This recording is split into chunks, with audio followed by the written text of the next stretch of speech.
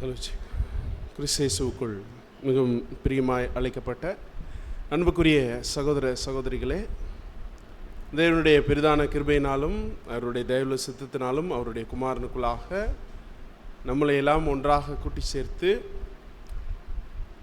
நாம் நாளை காலை நடத்தவிருந்த ஆராதனையை இன்றைக்கு நாம் நடத்த முடிக்கும். இன்னும் கூட நம்முடைய வெளியூரில் இருந்த நம்மளுடைய குடும்பத்தெல்லாம் பார்க்கும் படிக்கும் தேவன் இப்படியாக நமக்கு கிருபை பாராட்டியிருக்கிறார். ஸோ அவர்களோடு சேர்ந்து கூட நம்ம இந்த ஒரு நல்ல ஒரு நாளிலே அறுவடை ஊழியத்து நிமித்தம் நாம் முன்னே நடத்தக்கூடிய இந்த ஆராதனைக்கு பங்கு பெற செய்த நம்முடைய தகப்பனுக்கு அவருடைய ஒரே பேரான குமாரனும் நம்முடைய அருமை இரட்சகருமான ஆண்டவராக இயேசு கிறிஸ்துடைய பரிசுத்த நாமத்தினாலே ஸ்துதியும் ஸ்தோத்திரங்களையும் நாம் எடுத்துக்கொள்ளலாம். சத்தம் கேட்குதுங்களா? கடைசி வரை கேட்குதுங்களா? நல்லா கேட்குதுங்களா?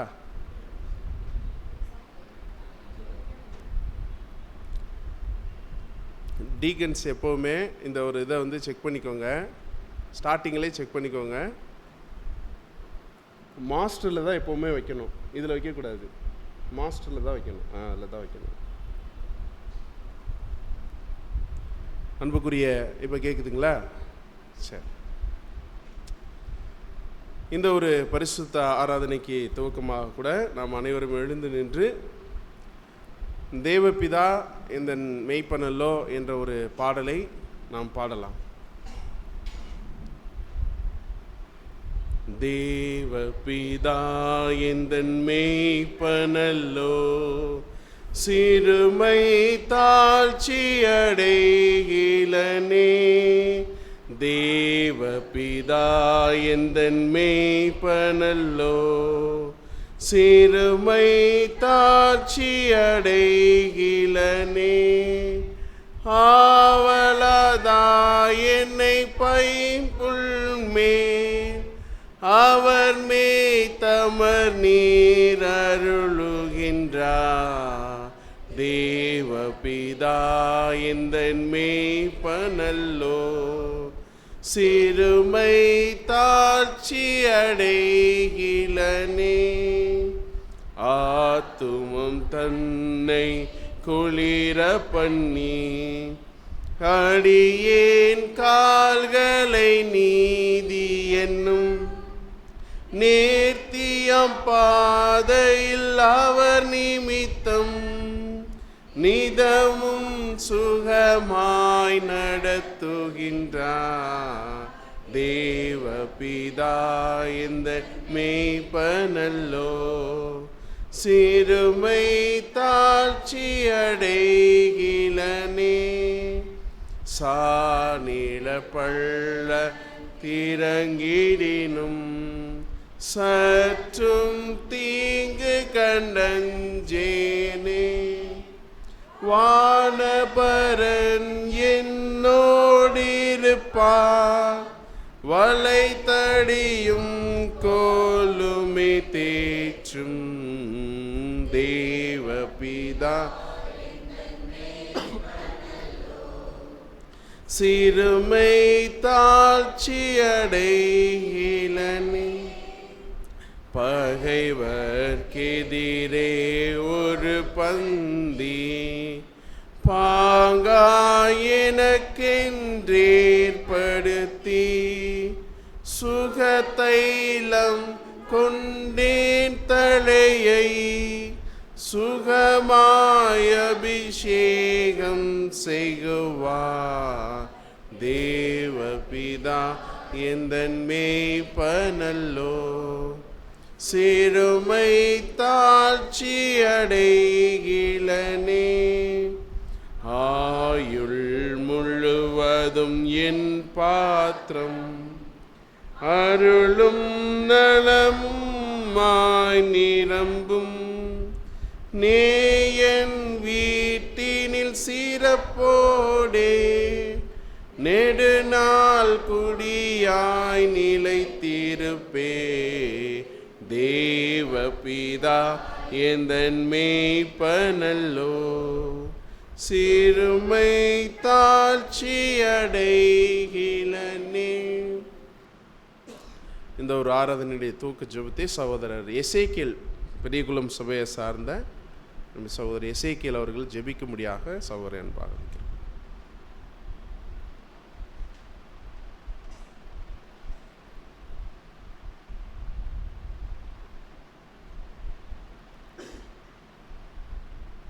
ஜெபம் செய்வோம். தாம் ஒருவராயும் சாகாமல் உள்ளவரும் ஒருவரும் சேரக்கூடாத ஒளியில் வாசம் பண்ணுகிற எங்கள் அன்பின் பரிசுத்த பிதாவே, இந்த வேளை ஒரு விஷயம் எங்களோட குற்றம் குறைகள் தயவாய் மன்னித்து பரிசுத்தப்படுத்தி உம்முடைய பரிசுத்த சமூகத்துக்கு நேராக கொண்டு வந்த தயவிற்கும் இரக்கத்திற்கும் எங்கள் ஆண்டவரும் இரட்சகருமாகிய இயேசு கிறிஸ்து நாமத்தில் நன்றிகளையும் ஸ்தோத்திரங்களும் ஏறெடுக்கிறோம். தகப்பனே, இந்த கூட்டத்தின் ஆரம்பம் முதல் முடிவு வரை உம்முடைய பிரசன்னம் எங்கள் மத்தியில் விளங்கச் செய்யுங்க. தகப்பனே, நாங்கள் இங்கே கேட்கிற சத்தியத்தை நாங்கள் கவனமாய் கை கொண்டு எங்களுடைய வாழ்க்கையில் அதை 100, 60, 30 கணித்தவர்களாய் மாற எங்களுக்கு தேவையான பரிசுத்தாயும் பலனையும் கொடுத்து எங்களை பலப்படுத்துங்க. தகப்பனே, எங்களுக்காக வைக்கப்பட்டுள்ள அந்த ஜீவ கிரீடத்தை பெற்றுக்கொள்ளத்தக்கதாக எங்களுடைய ஓட்டத்தை ஒவ்வொரு நாளும் ஓட நாங்கள் வலதுபுறமும் இடதுபுறமும் சாயாதபடிக்கு தகப்பனே, நாங்கள் எங்களுக்காக வைக்கப்பட்டுள்ள அந்த ஜீவ கிரீடத்தை நோக்கி ஒவ்வொரு நாளும் நாங்கள் சேர எங்களுக்கு இரக்கம் பாராட்டுங்க. ஒவ்வொரு நாளும் நாங்கள் சத்தியத்திலும் நாங்கள் அதிகமாக வளர, எங்கள் புது சிருஷ்டிக்குள் நாங்கள் வளர எங்களுக்கு தேவையான பரிசுத்தாயும் பலனை கொடுத்து எங்களை பலப்படுத்துங்க. முற்றிலும் பரிசுத்தப்படுத்துங்க, பாதுகாத்துக்கொள்ளுங்க. உங்களுடைய சித்தத்தின்படி எங்களை வழி நடத்துங்க. எங்கள் மீட்பரும் இரட்சகரும் எங்கள் ஆண்டவருமாகிய இயேசு கிறிஸ்து நாமத்தில் கெஞ்சி மன்றாடி கேட்கிறோம் எங்கள் ஜீவனுள்ள நல்ல பிதாவே, ஆமேன்.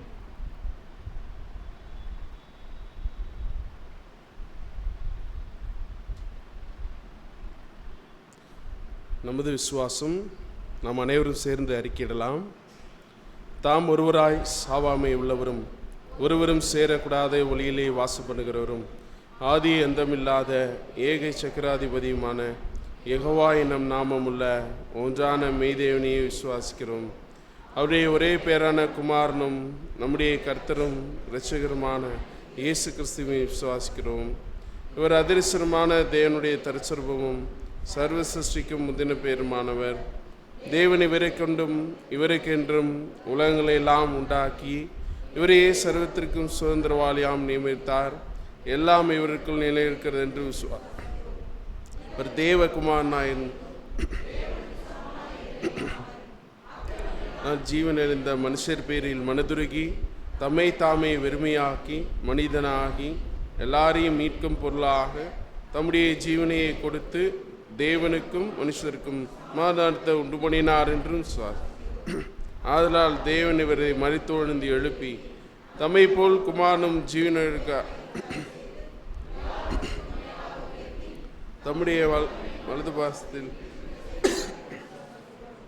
இவரையே தேவருக்கும் மனுஷருக்கும் மத்தியஸ்தராகவும் தலையாம் இருக்கிறார் என்றும் சுவாசிக்கிறோம். இவர் பரலோகத்துக்கு ஏறி தாம் வாக்குத்தத்தம் பண்ணின உன்னதத்தில் வந்தரும் பலனாகிய பரிசுத்த ஆவியை விசுவாசிகள் அடங்கிய சபைக்கு அருளி தேவ சித்தத்தை அவர்களுக்கு வெளிப்படுத்தி பலியை ஜீவியத்தில் அவர்களை நடத்தி வருகிறார் என்று சுவாசிக்கிறோம். பிதா குறித்த காலத்தில் இவர் பலியின் மரணத்துக்குட்பட்டு முதலாம் உயிர்த்தலடையும் தம்முடைய சபையாகிய சகல பரிசுத்தவான்களோடும் இவ்வூமியை நீதியாய் நியாயம் தீர்த்து சகல துரைத்தனத்தையும் அதிகாரத்தையும் வல்லமையும் பரிகரித்து என்றும் அழியாத தம்முடைய நீதியுள்ள அரசாட்சியை ஸ்தாபிப்பார் என்றும் விசுவாசிக்கிறோம். மரணமடைந்த மற்றவர்கள் அரசாட்சி காலத்தில் அவனவன் தன் வரிசையிலே விடுவிக்கப்பட்டு தம்முடைய மரணத்தினால் சம்பாதித்த நித்திய ஜீவனுடைய வழி நடத்தப்பட்டு பூர்ணப்படுவார்கள். ஆனால் மனப்பூர்வமாய் சீர்திருந்தாதவர்கள் 2ஆம் இடத்திலே அளிக்கப்படுவார்கள் என்றும் விசுவாசிக்கிறோம். எல்லா சத்துருக்களையும் தமது பாதப்படியாக மட்டும் ஆளுகை செய்து கடைசி சத்துருவாகிய மரணத்தையும் பரிகரித்து எல்லாவற்றையும் முந்தின சீருக்கு கொண்டு வந்து பிதாவே சகலத்திலும் சகலமும் இருப்பதற்கு அவருக்கு ராஜ்யத்தை ஒப்பு கொடுத்து அவருக்கு கீழ்ப்பட்டிருப்பார் என்று விசுவாசிக்கிறோம். ஆமென். சபையார் அமரலாம்.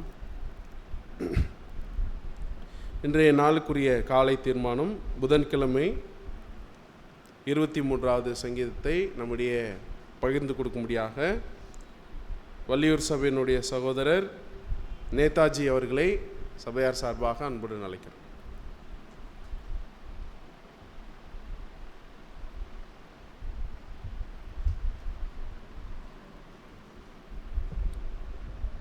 கால தியானம் 23ஆம் சங்கீதம். கர்த்தர் என் மேய்ப்பராய் இருக்கிறார், நான் தாழ்ச்சி அடையேன். அவர் என்னை புல்லுள்ள இடங்களில் மேய்த்து அமர்ந்த தண்ணீர்கள் அண்டையில் என்னை கொண்டு போய் விடுகிறார். அவர் என் ஆத்துமாவை தேற்றி தம்முடைய நாமத்து நிமித்தம் என்னை நீதியின் பாதைகளில் நடத்துகிறார். நான் மரண இருளில் பள்ளத்தாக்கிலே நடந்தாலும் பொல்லாப்புக்கு பயப்படேன்.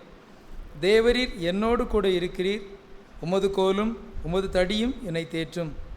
என் சத்துருக்களுக்கு முன்பாக நீர் எனக்கு ஒரு பந்தியை ஆயத்தப்படுத்தி என் தலையை எண்ணெயால் அபிஷேகம் பண்ணுகிறீர். என் பாத்திரம் நிரம்பி வழிகிறது. என் ஜீவனுள்ள நாளெல்லாம் நன்மையும் கிருபையும் என்னை தொடரும். நான் கர்த்தருடைய வீட்டிலே நீடித்த நாட்களாய் நிலைத்திருப்பேன். ஆமென்.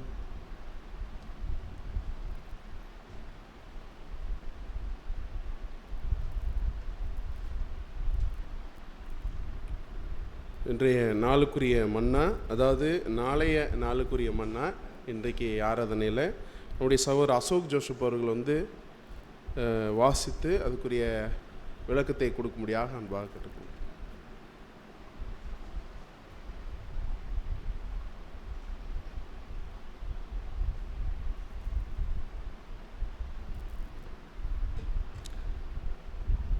ஞாயிற்றுக்கிழமைக்குரிய பரலாமன்னா யோவான் 18ஆம் அதிகாரம் 37ஆம் வசனம். இதற்காகவே இந்த உலகத்தில் வந்தேன், சத்தியவான் எவனும் என் சத்தம் கேட்கிறான். இதுக்கான நம்ம மூத்த சூரிய விளக்கம். நம் இரட்சகர் சத்தியத்தின் மேல் கொண்டிருந்த விசுவாசமே சாத்தானால் குருடாக்கப்பட்டவர்கள் அவர் பேரில் பொறாமை கொள்ள செய்தது. அவர் சத்தியத்திற்கு சாட்சி கொடுத்ததினால் தன் ஜீவனையும் இழக்க நேர்ந்தது. இதே போல் அவரை பின்பற்றும் ஒவ்வொருவரும் சத்தியத்திற்காக சாட்சி கொடுக்க வேண்டியவர்களாக அழைக்கப்பட்டுள்ளனர். தேவனையும் அவர் திட்டங்களையும் குறித்து சாட்சி சொல்பவர்கள் கிறிஸ்துவை போல தங்களை ஜீவ பலியாக ஒப்பு கொடுத்து அது பரிசுத்தமுள்ள பலியாக தேவனால் அங்கீகரிக்கப்பட வேண்டும். கிறிஸ்துவுடன் ஆட்சி புரிய விரும்பும் ஒவ்வொருவரும் அவர் சத்தத்தை கேட்டு ராஜ்ய ஊழியத்தில் ஈடுபடுவது அவசியமானது. இதுக்கான ஆதாவசனம் கூட அவசியம். யோவான் 17ஆம் அதிகாரம் 11 முதல் 20. யோவான் 17ஆம் அதிகாரம் 11ஆம் வசனம் முதல். நான் இனி உலகத்தில் இரேன், இவர்கள் உலகத்தில் இருக்கிறார்கள். நான் உம்மிடத்திற்கு வருகிறேன். பரிசுத்த பிதாவே, நீர் எனக்கு தந்தவர்கள் உம்மை போல ஒன்றாய் இருக்கும் படிக்க நீர் அவர்களை உம்முடைய நாமத்தினாலே காத்துக்கொள்ளும். நான் அவர்களுடனே கூட உலகத்தில் இருக்கையில் அவர்களை உம்முடைய நாமத்தினாலே காத்து கொண்டேன். நீர் எனக்கு தந்தவர்களை காத்து கொண்டு வந்தேன். வேத வாக்கியம் நிறைவேறத்தக்கதாக கேட்டின் மகன் கெட்டுப்போனானே அல்லாமல் அவர்களில் ஒருவனும் கெட்டு போகவில்லை. இப்பொழுது நான் உம்மிடத்திற்கு வருகிறேன். அவர்கள் என் சந்தோஷத்தை நிறைவாய் அடையும்படி உலகத்தில் இருக்கையில் இவைகளை சொல்கிறேன். நான் உம்முடைய வார்த்தையை அவர்களுக்கு கொடுத்தேன். நான் உலகத்தான் அல்லாதது போல அவர்களும் உலகத்தார் அல்ல. ஆதலால் உலகம் அவர்களை பகைத்தது. நீர் அவர்களை உலகத்தில் இருந்து எடுத்துக்கொள்ளும்படி நான் வேண்டிக் கொள்ளாமல் நீர் அவர்களை தீமையினின்று காக்கும்படி வேண்டிக் கொள்கிறேன். நான் உலகத்தான் அல்லாதது போல அவர்களும் உலகத்தார் அல்ல. உம்முடைய சத்தியத்தினாலே அவர்களை பரிசுத்தமாக்கும். உம்முடைய வசனமே சத்தியம். நீர் என்னை உலகத்தில் அனுப்பினது போல நானும் அவர்களை உலகத்தில் அனுப்புகிறேன். அவர்களும் சத்தியத்தினாலே பரிசுத்தமாக்கப்பட்டவர்களாகும்படி அவர்களுக்காக நான் என்னைத்தானே பரிசுத்தம் ஆக்குகிறேன். நான் இவர்களுக்காக வேண்டிக் கொள்கிறதும் அல்லாமல் இவர்களுடைய வார்த்தையினால் என்னை விசுவாசிக்கிறவர்களுக்காகவும் வேண்டிக் கொள்கிறேன் என்பதே. அன்புக்குரிய சகோதரர்களே, இந்த நாளில் கூட நம்ம இந்த பரலோக முன்னாடி பார்த்தோம்னா பிதாவோட சித்தத்தை செய்வதற்காக தேவன் ஆண்டவராக இயேசு கிறிஸ்துவை அபிஷேகம் பண்ணி அவர் இந்த பூமிக்கு வந்தார். அந்த பூமிக்கு வந்ததுலேருந்து மரண பரியந்தம் பிதாவோட சித்தத்தை மாத்திரம்தான் செஞ்சார். ஏன்னா அவர் எங்கேயுமே அவரை மகிமைப்படுத்திக்கல. ஆனால் அவர் மகிமை உள்ளவராக தான் இருந்தார். இன்றைக்கும் நம்ம புது சிஷ்டி அழைக்கப்பட்டு அவருடைய கிருபையினால் நம்ம உடன்படிக்கை எடுத்து தேவனோடு கூட நம்ம உடன்படிக்கை செஞ்சு வந்திருக்க நம்ம அந்த சித்தத்தை செய்யணுன்றது தான் அவர் எதிர்பார்க்குறாரு. இங்கே உம்முடைய சத்தியத்தினால அவர்களை பரிசுத்தமாக்கும். உம்முடைய வசனமே சத்தியம்னா அந்த சத்திய வார்த்தைகளை நம்ம அனுதினமும் பார்த்துட்டு வரோம், சத்திய பாடங்களை கேட்குறோம். எப்படி நம்ம பரிசுத்தமாக்கப்படும் சொன்னால் நம்ம இறுதி குத்தப்பட்டவர்களாக நம்ம நடந்து கொள்ளும்போது தேவனுடைய வார்த்தை நம்மளை பரிசுத்தமாக்கும். அப்படி பரிசுத்தமாக நடக்கிற நம்ம எப்படின்னா வெளிச்சத்தின் பிள்ளைகளாக இருப்போம். நம்ம இல்லின் ராஜ்யத்திலேருந்து நம்ம மீட்கப்பட்டு நம்ம வெளிச்சத்தின் பிள்ளையில் வந்த நம்ம எப்படி இருக்கணும்னு சொன்னால் நமக்கு கேட்கப்பட்ட அந்த சத்தியத்தை அநேகருக்கு நம்ம சொல்கிறவர்களாக இருக்கணும். தேவன் அதை அந்த ஒரு நோக்கத்தோடு தான் நம்ம அழைச்சிருக்கிறாரு. அதனால தான் அவர் நமக்கு சொல்கிற என்ன ஸ்டேட்மெண்ட்டுன்னா, நம்ம உலகத்தான் இல்லை, நம்ம பரலோகத்துக்குரியவங்க, பரத்து இருக்கக்கூடிய அந்த ஆசீர்வாதங்கள் நமக்கு உருகிறதுன்றதுக்கு தான் சொல்கிறாரு. ஏன்னா பரிசுத்தமாக்கப்பட்டவர்களாகும்படி அவர்களுக்காக நான் என்னைத்தானே பரிசுத்தமாக்கிக் கொள்கிறேன் அப்படின்றாரு.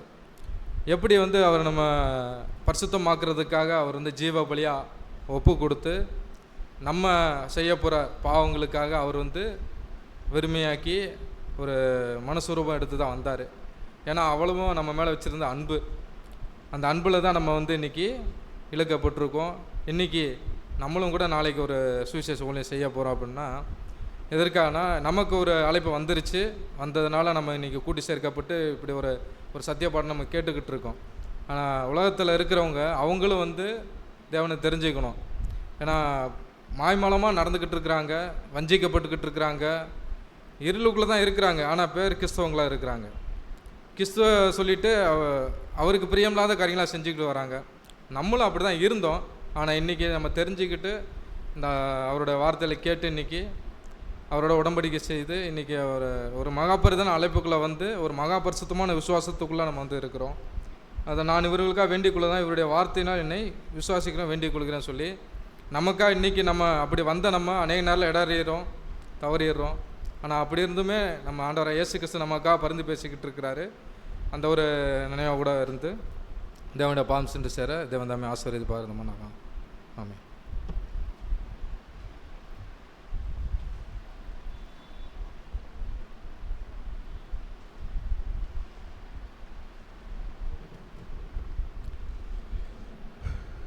கிறிஸ்து இயேசுவில் பிரியமான சகோதர சகோதரிகளே, இன்றைய ஆராதனைக்குரிய ஒரு பாடத்துக்குரிய தலைப்பு ஆதார வசனமாகவே வாசித்துட்டாங்க.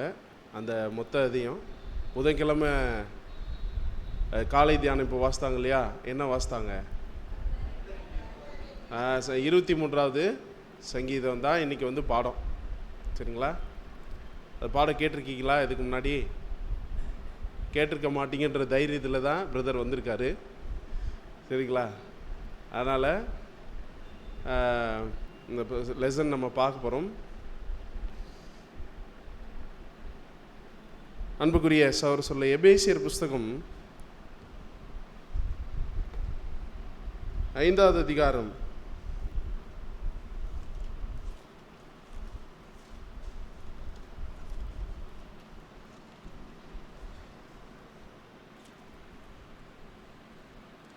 18வது வசனம் 19வது வசனம் வாசிக்கலாம்.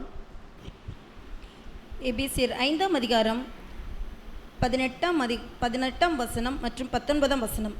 துன்மார்க்கத்திற்கு ஏதுவான மதுபான வெறி கொள்ளாமல் ஆவியினால் நிறைந்து சங்கீதங்களினாலும் கீர்த்தனைகளினாலும் ஞான பாட்டுகளினாலும் ஒருவருக்கு ஒருவர் புத்தி சொல்லிக் கொண்டு உங்கள் இருதயத்தில் கர்த்தரை பாடி கீர்த்தனம் பண்ணி. அன்புக்குரிய சகோதர சகோதரிகளே, நம்முடைய அப்போஸ்தலனாகிய பவுல் எபேசியில் இருக்கக்கூடிய திருச்சபையாருக்கு என்ன சொல்கிறாருன்னா, சங்கீதங்களினாலும் கீர்த்தனைகளினாலும் ஞான பாட்டுகளினாலும் ஒருவருக்கொருவர் நீங்கள் என்ன பண்ணிக்கோங்க, என்ன சொல்லுங்கள், புத்தி சொல்லுங்கள் அப்படின்றார். அப்படின்னா என்ன பாட்டு? சங்கீதம்னா என்ன சங்கீதம்? சரிகம பதனி பாட்டு பாடி சொல்லணும்னா இல்லை, அந்த சங்கீதம் இல்லை. இது என்ன சங்கீதம்? நம்ம வேதத்தில் இருக்கக்கூடிய சங்கீத புஸ்தகங்கள்லேருந்து ஞான பாட்டுனா என்னதுன்னா நீதிமொழிகள் புஸ்தகம், ஞானி எழுதின பாடல்கள், ஞான பாட்டு. ஸோ சங்கீதங்களினாலும் கீர்த்தனைகளினாலும் ஒருவருக்கொருவர் நீங்கள் என்ன பண்ணிக்கோங்க, புத்தி சொல்லிக்கோங்கள் அப்படின்றாரு. இப்போ பாருங்கன்னா, சங்கீத புஸ்தகத்திலே தேவனுடைய திட்டம் இருக்கான்னு கேட்டிங்கன்னா என்ன சொல்லுவீங்க? இருக்கா? எந்த சங்கீதத்தில் இருக்குது அப்படின்னு கேட்டால் என்ன சொல்லுவீங்க? உங்களுக்கு ஒரு ஹோம்ஒர்க்கு, சரிங்களா?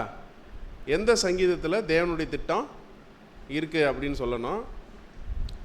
இப்போ கர்த்தருடைய புஸ்தகத்திலே தேடி வாசியுங்கள், இவைகள் ஒன்றும் குறையாது, இவர்கள் ஒன்றும் ஜோடி இல்லாதிராது அப்படின்னு சொல்லும்போது, கர்த்தருக்கு ஒரு நாள் 1000 வருஷம் போலவும் 1000 வருஷம் ஒரு நாள் போலவும் இருக்கிற என்ற இந்த ஒரு காரியத்தை நீங்கள் அறியாதிருக்க வேண்டாம் அப்படின்னு ஒரு வசனம் நம்ம வாசித்துருக்கோமா? அதான் ஃபஸ்ட்டு எடுத்தோன்னே ஃபஸ்ட்டு ஓப்பன் பண்ணுறதே இதுதான். ஐ ஓப்பனிங் பாயிண்ட் வந்து அதுதான் பண்ணுவோம். ஸோ இதுக்கு இணையான இன்னொரு வசனம், ஜோடி வசனம் எங்கேயாவது இருக்குதுங்களா?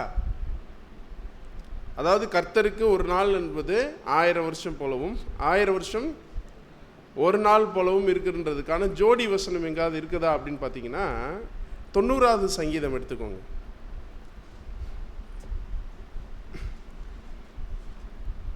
சங்கீதம் 90வது அதிகாரம்னு வாசிக்கக்கூடாது. எப்போவுமே அதை எப்படி வாசிக்கணும்னா 90ஆம் சங்கீதம் 23ஆம் சங்கீதம் அப்படின்னு சொல்ல, அதிகாரம் சொல்லக்கூடாதுன்னா அது ஒரு பாடல். சரிங்களா? அப்போ அந்த 90வது சங்கீதத்தில் 4வது வசனம் வாசிங்க. 90ஆம் சங்கீதம் 4ஆம் வசனம். உமது பார்வைக்கு 1000 வருஷம் நேற்று கழிந்த நாள் போலவும் ராஜாமம் போலவும் இருக்கிறது. இதில் என்ன சொல்லியிருக்கு பார்த்தீங்களா? உமது பார்வைக்கு 1000 வருஷம் நேற்று கழிந்த ஒரு நாள் போல இருக்கிறது அப்படின்னு சொல்லுது. அப்படின்னா அன்புக்குரிய சகோதர சகோதரிகளே, நம்ம பாருங்கள், அப்போ பைபிள் எப்படிப்பட்ட ஒரு புஸ்தகம், தேவனுடைய ஆவினால் எழுதப்பட்டது. அப்போ நம்ம இந்த மாதிரியாக சங்கீதங்களினாலும் ஞான பாட்டுகளினாலும் நாம் என்ன பண்ண முடியும்? ஒருவருக்கு ஒருவர் என்ன பண்ண முடியும்? புத்தி சொல்ல முடியும். என்ன புத்தி சொல்லணும்னா, நாளானது சமீபத்து இருக்குது அப்படின்னு நம்ம என்ன பண்ண போகிறோம்? புத்தி சொல்லணும். அப்போ ஒரு நாள்னா என்னங்கன்னு கேட்பாங்க. 1000 வருஷம்னு சொல்லுவோம். அது சங்கீத புஸ்தகத்தில் எங்கன்னு கேட்டால் என்ன சொல்லலாம்? 90ஆம் சங்கீதத்தில் இருக்கு அப்படின்னு சொல்லலாம். அன்புக்குரிய சகோதர சகோதரிகளே, நம்ம தேடி வாசித்தோன்னா நிச்சயமாக நமக்கு என்ன இருக்குது? தேவன் அந்த ஆவியினால் அவைகளை நமக்கு சேர்க்கிறாருன்னு பார்க்குறோம். அதுபோல் இப்போ நம்ம ஒருவருக்கு ஒருவர் புத்தி சொல்கிற விஷயத்துலேயே, இன்னும் நம்மளை தேடுற விஷயத்துலேயும் இப்போ நம்ம பார்க்க போகிற சங்கீதம் தான் எது அப்படின்னா 23வது சங்கீதம். இந்த ஒரு சங்கீதத்தை குறித்து நம்முடைய செய்தி கொடுக்க, தேவ செய்தியை பகிர்ந்து கொடுக்க என்னுடைய அன்புக்குரிய சகோதரர் ரஜினி பிரதர் அவர்களை சபையார் சார்பாக அன்புடன் அழைக்கிறோம். இல்லை, பிபிடி இருக்காது.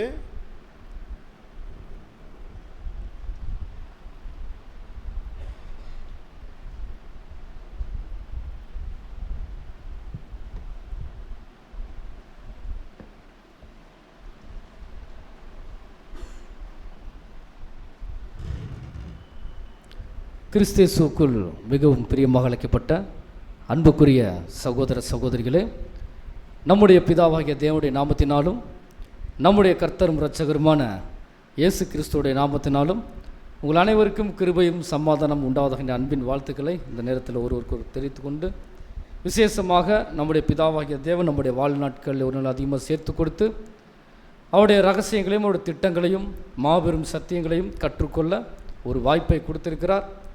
அதன் அடிப்படையில் கூட மீண்டுமாக நம்முடைய பிதாவாகிய தேவனுக்கு ஆண்டவராக இயேசு கிறிஸ்துவின் மூலம் 1000 துதி ஸ்தோத்திரங்களை நாம் ஏறெடுத்து கொண்டு இன்றைய நாளிலும் கூட பார்க்க போகிற பாடமானது ஏற்கனவே பாடம் எடுத்துட்ட காரணத்தினால தேவன் தாமே நாம் அனைவரும் ஆசீர்வதித்து வழி நிறுத்துவாராக. முடிச்சிடலாமா? முடிஞ்சிருச்சு ஆல்மோஸ்ட். பார்த்திங்கன்னா சரி, ஏதோ ஒரு இன்ட்ரோடக்ஷனில் இந்த எபேசியர் 5ஆம் அதிகாரம் 19ஆம் வசனத்தை சொல்லிடலான்னு பார்த்தேன். அதையும் சொல்லியாச்சு. சரி, சங்கீதம் மட்டும் போட்டு அது என்ன சங்கீதம் பாடம் அப்படின்னு சொல்லிட்டு சொல்லிடலாம் அப்படின்னு பார்த்தா, அது புதன்கிழமை காலை தெரியாமல் என்ன செஞ்சிட்டாருன்னா 24ஆம் சங்கீதத்தை வாசிச்சிட்டார். சரி, நான் என்ன யோசனை பண்ணேன்னா, சரி ஓகே பாட்டாவது அதில் ஏதாச்சும் ஒரு பாட்டு பாடிடலான்னு பார்த்தா தொடக்க பாட்டே அந்த பாட்டு தான். தேவபிதா எந்தன் மெய்ப்பொண்ணுள்ளோ அப்படின்னா இப்போது பேசுகிறது என்ன பேசுகிறது அப்படின்னு எனக்கு தெரியல. அந்தளவுக்கு எல்லாமே முடிஞ்சிருச்சு, சப்ஜெக்ட் ஆல்மோஸ்ட் முடிஞ்சிருச்சு. வேணால் ஒன்று பண்ணலாம். இப்போ நம்ம இது வரைக்கும் பார்த்தோம்ல இந்த அரை மணி நேரம் பார்த்ததை மறுபடியும் இன்னொரு அரை மணி நேரம் என்ன பண்ணலாம்? பார்க்கலாங்களா? ஓகே உங்களுக்கு? சரி, ஓகே. சரி, அப்படி சகோதரர் சொன்ன மாதிரி வேதத்தில் மொத்தம் எத்தனை புஸ்தகங்கள் இருக்குது? 43? இல்லை, எனக்கு கொஞ்சம் காது கேட்காது, வேறு ஒன்றும் இல்லை. 66 புஸ்தகம். அந்த 66 புஸ்தகத்தில் 65 புஸ்தகங்களை தேவனுடைய மனுஷர்கள் தேவனுடைய ஆவியினால் தொகுத்து என்ன பண்ணாங்கன்னு பார்த்தீங்கன்னா எழுதினாங்க. பேலன்ஸ் ஒரு புக்கு இருக்குது. அந்த புக்கு என்ன தெரியுமா?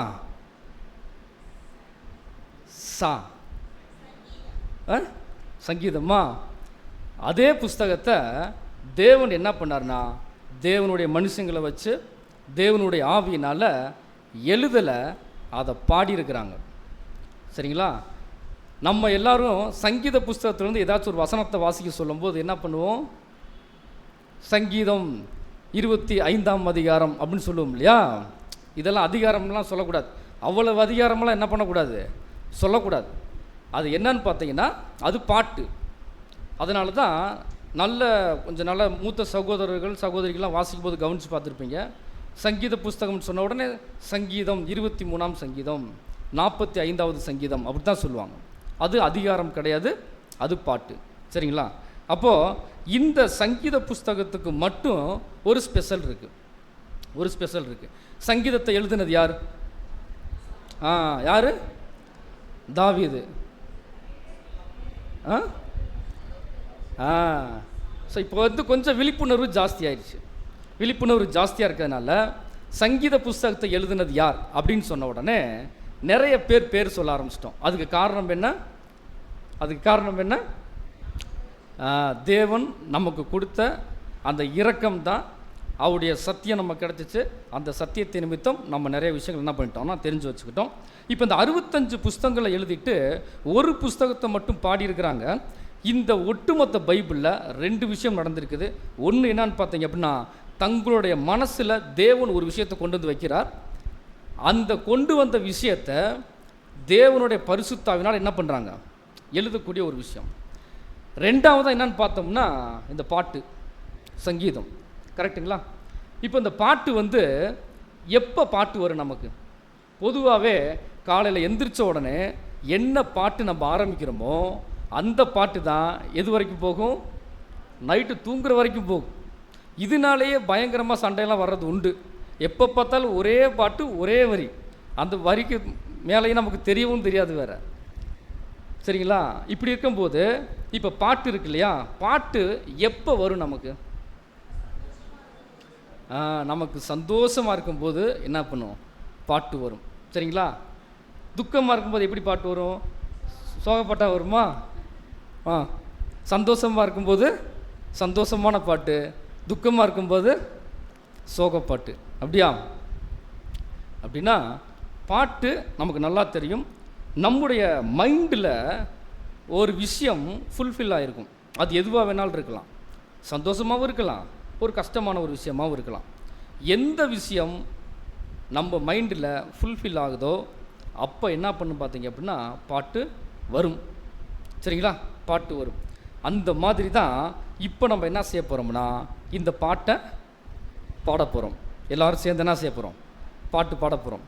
சில பேர் பாட்டு பாடும்போது பாட்டு பாடணும்னு ஆசையாக இருக்கும், ஆனால் என்ன பண்ண முடியாது?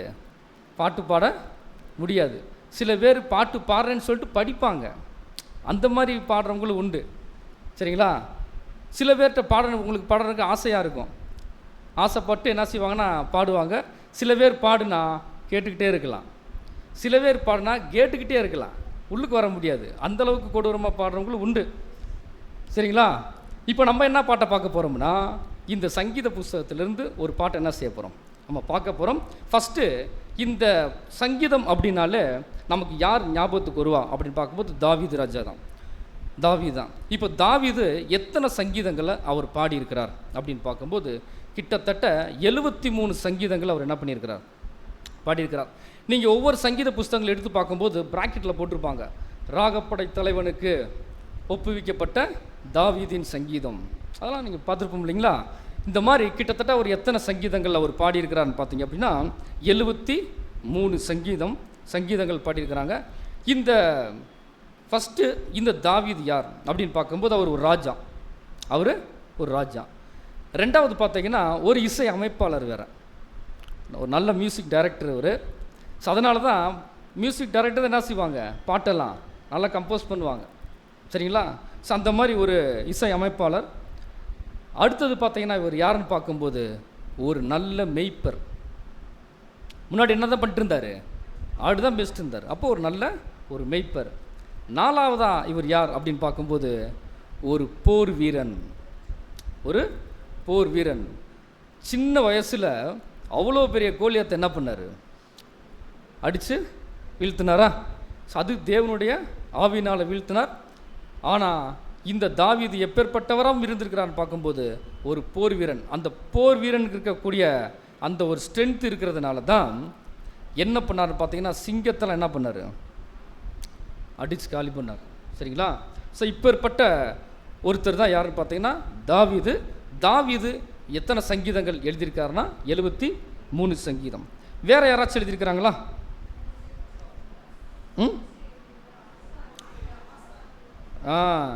ரெண்டாவது யாருன்னு பார்த்தீங்க அப்படின்னா ஆசாப். இவர் எத்தனை சங்கீதங்கள் இவர் பாடியிருக்கிறார் அப்படின்னு பார்க்கும்போது 12 சங்கீதம் என்ன பண்ணியிருக்கிறார்? அவர் வந்து பாடியிருக்கிறார். இவரும் யார் அப்படின்னு பார்த்தீங்கன்னா ஒரு மியூசிக் காலேஜில் ஒரு ப்ரொஃபஸர். இவர் மியூசிக் காலேஜில் இவர் வந்து ஒரு பெரிய ப்ரொஃபஸரு. இவரும் என்னன்னு பார்த்தீங்க அப்படின்னா அதோடு சேர்த்து ஒரு பிரதான ஒரு ஆசாரியன். ஸோ இந்த மாதிரி ஒரு கேட்டகரியிலேருந்து கூட அவர் என்ன பண்ணியிருக்கிறான்னு பார்க்கும்போது இந்த தேவனுக்காக பாடல்களை சில பாடல்களை பாடியிருக்கிறார். அடுத்து வந்து பார்த்திங்கன்னா கோராவின் புத்திரர் இருக்கிறாங்க இல்லையா, இவங்க 10 சங்கீதங்களை அவங்க என்ன பண்ணியிருக்கிறாங்கன்னு பார்த்தீங்கன்னா அவங்க பாடிக்கிறாங்க. இவங்களும் பார்த்தீங்கன்னா அந்த மியூசிக் கம்போஸ் பண்ணுறதுல கொஞ்சம் எக்ஸ்பர்ட் இவங்கெல்லாம். இந்த மாதிரி இருக்குது. அடுத்து சாலமன், தாவீதினுடைய குமாரன் சாலமன் கூட 2 சங்கீதங்கள் அவர் வந்து பாடியிருக்கிறார். 72வது சங்கீதமும் 127வது சங்கீதமும் அவர் என்ன பண்ணியிருக்கிறான்னு பார்த்தீங்க அப்படின்னா தாவீது வந்து சாலமன் வந்து அவர் பாடியிருக்கிறார். அடுத்து மோசே கூட ஒரு பாட்டு பாடியிருக்கிறார், 90வது சங்கீதம். அடுத்து பார்க்கும்போது ஏமான் வந்து ஒரு சங்கீதம், 88ஆம் சங்கீதத்தை கூட அவர் பாடியிருக்கிறார். அடுத்து பார்க்கும்போது ஏத்தான் அப்படிங்கிறவர் கூட 89வது சங்கீதத்தை அவர் என்ன பண்ணியிருக்கிறாருன்னா பாடியிருக்கிறார். மொத்தம் எத்தனை சங்கீதங்கள் வருது இப்போ வரைக்கும் பார்த்தது? 104 வருதுங்களா? நான் கணக்கில் வீக்குங்க, நீங்கள் சொல்லுங்க. 106. ஸோ பேலன்ஸ் இருக்கக்கூடிய சங்கீதங்களை யார் எழுதுனா தெரியுமா? யார் எழுதியிருக்கா தெரியுங்களா? வேற யாரும் இல்லை, இப்போ பார்த்தோம் இல்லையா, அவங்க தான் எழுதியிருப்பாங்க. அவங்களோட சேர்ந்து யாரும் எழுதியிருக்கிறதுக்கு வாய்ப்பு இருக்குது அப்படின்னு பார்த்தீங்கன்னா எஸ்ராவும் சேர்ந்து என்ன பண்ணியிருக்கிறாருன்னா எழுதியிருக்கிறாங்க சொல்லி வேத ஆராய்ச்சியாளர்கள் என்ன பண்ணுறாங்கன்னா சொல்கிறாங்க. ஸோ இப்பேற்பட்ட ஒரு சூழ்நிலையில் இப்போ நம்ம என்ன சங்கீதத்தை பார்க்க போகிறோம் அப்படின்னா ஏற்கனவே என்ன பண்ணியாச்சு, அந்த சங்கீதத்தை பார்த்துட்டோம். எத்தனாவது சங்கீதம்? 23ஆம் சங்கீதம். நாம் எல்லாம் பேர் கிறிஸ்தவ சபையில் இருக்கும்போது சந்தோஷம் வந்தால் எது படிப்போம்? சங்கீதம். அப்போது இந்த சந்தோஷம் வந்தால் சங்கீதம் படிக்கும்போது நம்ம கண்ணுக்கு முன்னாடி வந்து நிற்கக்கூடிய முதல் சங்கீத புஸ்தகம் எதுன்னு பார்த்தீங்க அப்படின்னா இந்த 23வது சங்கீதம். ஏன் அப்படின்னு பார்க்கும்போது அதில் ஒரு ஆசீர்வாதமான விஷயங்கள் நிறையா இருக்கிறதுனால எந்த வீட்டுக்கு போனாலும் வீட்டில் கண்டிப்பாக இதில் இருக்கக்கூடிய ஒரு வசனம் இல்லாமல் இருக்காது. கரெக்டுங்களா? இப்போ இந்த புஸ்தகத்தை எடுத்துக்கலாமா? 23ஆம் சங்கீதத்தை எடுத்துக்கலாமா? எடுத்துக்கலாம். 23ஆம் சங்கீதம் 1ஆம் வசனம் வாசிக்கலாம். 23ஆம் சங்கீதம் 1ஆம் வசனம். கர்த்தர் என் மெய்ப்பராய் இருக்கிறார், நான் தாழ்ச்சி அடையேன். கர்த்தர் என் மெய்ப்பராய் இருக்கிறார். இது எழுதுனது யாரு? எழுதுனது தாவீது எழுதியிருக்கிறார். அப்போ தாவீதை மீறின ஒரு வெளிப்பாடு இதில் 2 பேரோட அன்பு அதிகமாக இருக்கிறது. அந்த அன்பை எப்படி வெளிக்காட்டுறதுன்னு தெரியாமல் தான் இதை என்ன பண்ணுறாருனா தாவீது ஒரு பாட்டாக போகிறார். ஃபஸ்ட்டு பார்த்தீங்க அப்படின்னா தேவனை இவர் மெய்ப்பனை வச்சுக்கிட்டார். இந்த ஆடு இருக்க இடத்துல இப்போ யாரை கொண்டு வந்து வைக்கிறாருன்னு பார்த்தீங்க அப்படின்னா தாவீதே இந்த ஆடு யார்? இப்போ நான் தான். எனக்கு மெய்ப்பரை யார் அப்படின்னு பார்க்கும்போது கர்த்தர் தான் என்னுடைய மெய்ப்பர் அப்படின்னு சொல்லிட்டு தன்னுடைய ஆட்டை எப்படியெல்லாம் கேர் எடுத்திருப்பார். தாவீது ஆடு மேய்க்கும் போது தன்னுடைய ஆட்டை அவர் எந்த அளவுக்கு கேர் எடுத்திருக்கிறாரோ அதே மாதிரி தேவன் இவருடைய வாழ்க்கையில் எந்த அளவுக்கு கேர் எடுக்கிறாருங்கிற விஷயத்த இவர் என்ன பண்ணியிருக்காருன்னு பார்த்தீங்கன்னா ரொம்ப ஃபீல் பண்ணி எழுதின ஒரு புஸ்தகம் தான், ஒரு பாட்டு தான். என்னென்னு பார்த்தீங்க அப்படின்னா இந்த 23வது சங்கீதம். சரிங்களா? இப்போ மேய்ப்பனுடைய சத்தத்துக்கு மட்டும்தான் ஒரு ஆடு என்ன பண்ணும்? செவி கொடுக்கும், கீழ்ப்படியும். சரிங்களா? அப்போ வேறொரு சத்தம் கொடுத்தாங்கன்னா உண்மையான ஒரு ஆடு உண்மையான மெய்ப்பனுடைய சத்தத்துக்கு அதுக்கு மட்டும் தான் கேட்கும். இப்போ ஒரு வீடியோ கூட நீங்கள் பார்த்துருப்பீங்க எனக்கு சமீபத்தில். அங்கே நிறைய ஆடுகள் வந்துட்டு என்ன பண்ணிகிட்டு இருக்கு, வெளிநாட்டில் அந்த ஆடுகள் வந்து அங்கே மேய்ஞ்சிக்கிட்டு இருக்குது. அதில் வந்து ஒவ்வொருத்தவங்களும் என்ன பண்ணுறாங்கன்னு பார்த்தீங்கன்னா, ஒவ்வொரு மேய்ப்பர்கள் வந்துட்டு தன்னோட ஆட்டை எப்படி கூப்பிடுவாங்கன்னு சொல்லிட்டு ஏற்கனவே மேய்ச்சிக்கிட்டு இருந்த அந்த ஒரு மேய்ப்பர்கிட்ட கேட்டுட்டு அந்த ஆட்டை கூப்பிட்றாங்க. அந்த ஆடு என்ன பண்ணல, வரலை. இது மாதிரி 4-5 பேர் கூப்பிட்றாங்க. அத்தனை பேருக்கும் இந்த ஆடு செவி கொடுக்கல. தன்னுடைய மெய்ப்பெண் கூப்பிட்ட அடுத்த செகண்ட் பார்த்தீங்க அப்படின்னா ஒட்டுமொத்த ஆடும் எங்கெங்கோ இருக்குது, அத்தனை ஆடும் எங்கே வந்து சேர்ந்துருதுன்னு பார்த்தீங்கன்னா மெய்ப்பெண்கிட்ட வந்து சேருது. அதுக்கு காரணம் என்னன்னு பார்த்தீங்கன்னா, அந்த மெய்ப்பனுடைய சத்தத்தை இந்த ஆடு நல்லா கவனிச்சிருக்குது. இந்த மெய்ப்பெண்ணால தான் நமக்கு என்ன கிடைக்கும், சாப்பாடு கிடைக்கும்ன்ற ஒரு நம்பிக்கை எதுக்கு இருக்குன்னு பார்த்தீங்கன்னா அந்த ஆட்டுக்கு இருந்துருக்குது. அதனால தான் அந்த ஆட்டை பற்றி சொல்லும்போது இந்த ஆடு இப்போ யாருன்னு பார்த்தீங்கன்னா நான் தான், அது என்னுடைய மெய்ப்பன் பிதாவாகிய தேவன். அப்போ கர்த்தர் தான் என்னுடைய மெய்ப்பர், அவர் தான் என்னை வழிநடத்துகிறாரு. அதனால் நான் என்ன பண்ணுறது இல்லை, எப்பவும் தாழ்ச்சி அடைகிறது இல்லை அப்படிங்கிறத சொல்கிறார். வாசிக்கலாம், யோவான் புஸ்தகம் எடுத்துக்கலாம். யோவான் 10ஆம் அதிகாரம் 3ஆம் வசனத்திலிருந்து 5ஆம் வசனம் வரை நாம் வாசிக்கலாம். யோவான் 10ஆம் அதிகாரம் 3ஆம் வசனம் முதல். வாசலை காக்கிறவன் அவனுக்கு திறக்கிறான், ஆடுகளும் அவன் சத்தத்துக்கு செவி கொடுக்கிறது.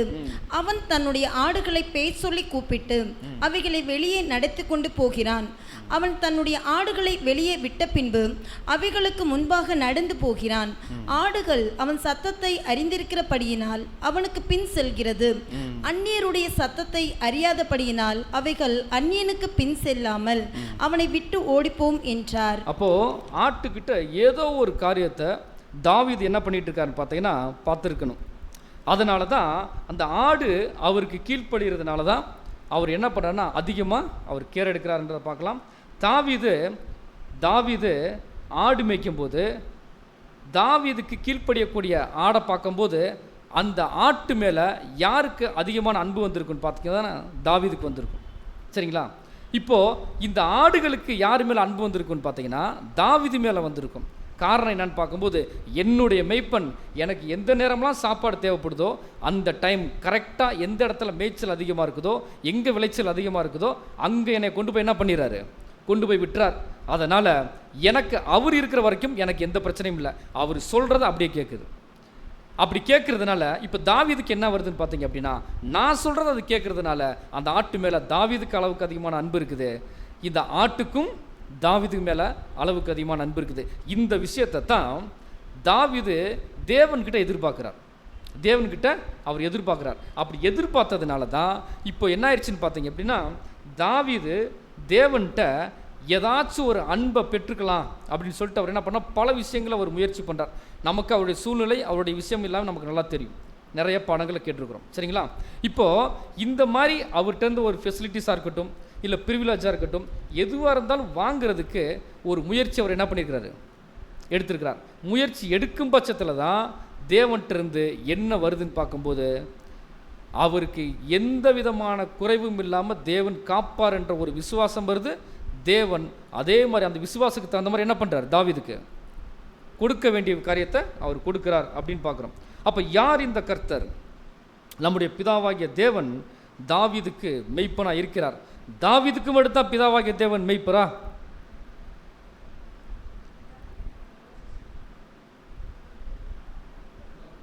எல்லாருக்கும். அப்போது அந்த காலகட்டத்தில் யாருக்கெல்லாம் தேவன் மெய்ப்பராக இருந்திருக்கிறாருங்கிறத கூட ஏசாயா 40ஆம் அதிகாரம் எடுத்துக்கலாம். 11ஆம் வசனம் வாசிக்கலாம். ஏசாயா 40ஆம் அதிகாரம் 11ஆம் வசனம். ஏசாயா 40ஆம் அதிகாரம் 11ஆம் வசனம். மெய்ப்பனை போல தமது மந்தையை மேய்ப்பார், ஆட்டுக்குட்டிகளை தமது புயத்தினால் சேர்த்து தமது மடியிலே சுமந்து கரவலாடுகளை மெதுவாய் நடத்துவார். அப்போ தேவன் பாருங்க, இஸ்ரேல் ஜனங்களை தன்னுடைய மந்தை அப்படின்னு சொல்றார். இஸ்ரேல் ஜனங்கள் என்ன சொல்றாரு பார்த்தீங்கன்னா தன்னுடைய மந்தை அப்படின்னா தாவீதும் எங்கே தான் இருக்கிறாரு? யார் தான்? அவரும் ஒரு இஸ்ரேலர்கள் தான். சரிங்களா? அதனால தான் எப்படி இந்த வசனத்தின் அடிப்படையில் பார்க்கும்போது தேவன் இஸ்ரேல் ஜனங்களுக்கு எப்படி இருக்கிறாரு? மெய்ப்பராக இருக்கிறார். அப்போ இஸ்ரேல் ஜனங்கள் எல்லாருமே தேவனுக்கு ஆடுகள் மாதிரி இருக்கிறாங்க. அதனால தான் அந்த ஆடு வேற யாரும் இல்லை, அது நான் தான் அப்படிங்கிறத என்ன பண்ணிட்டாருன்னு அவர் சொல்கிறார். எசேக்கியேல் 34ஆம் அதிகாரம் 22ஆம் வசனம் மற்றும் 23ஆம் வசனம் வாசிக்கலாம். எசேக்கியேல் 34ஆம் அதிகாரம் 22, 23. 22ஆம் வசனம்.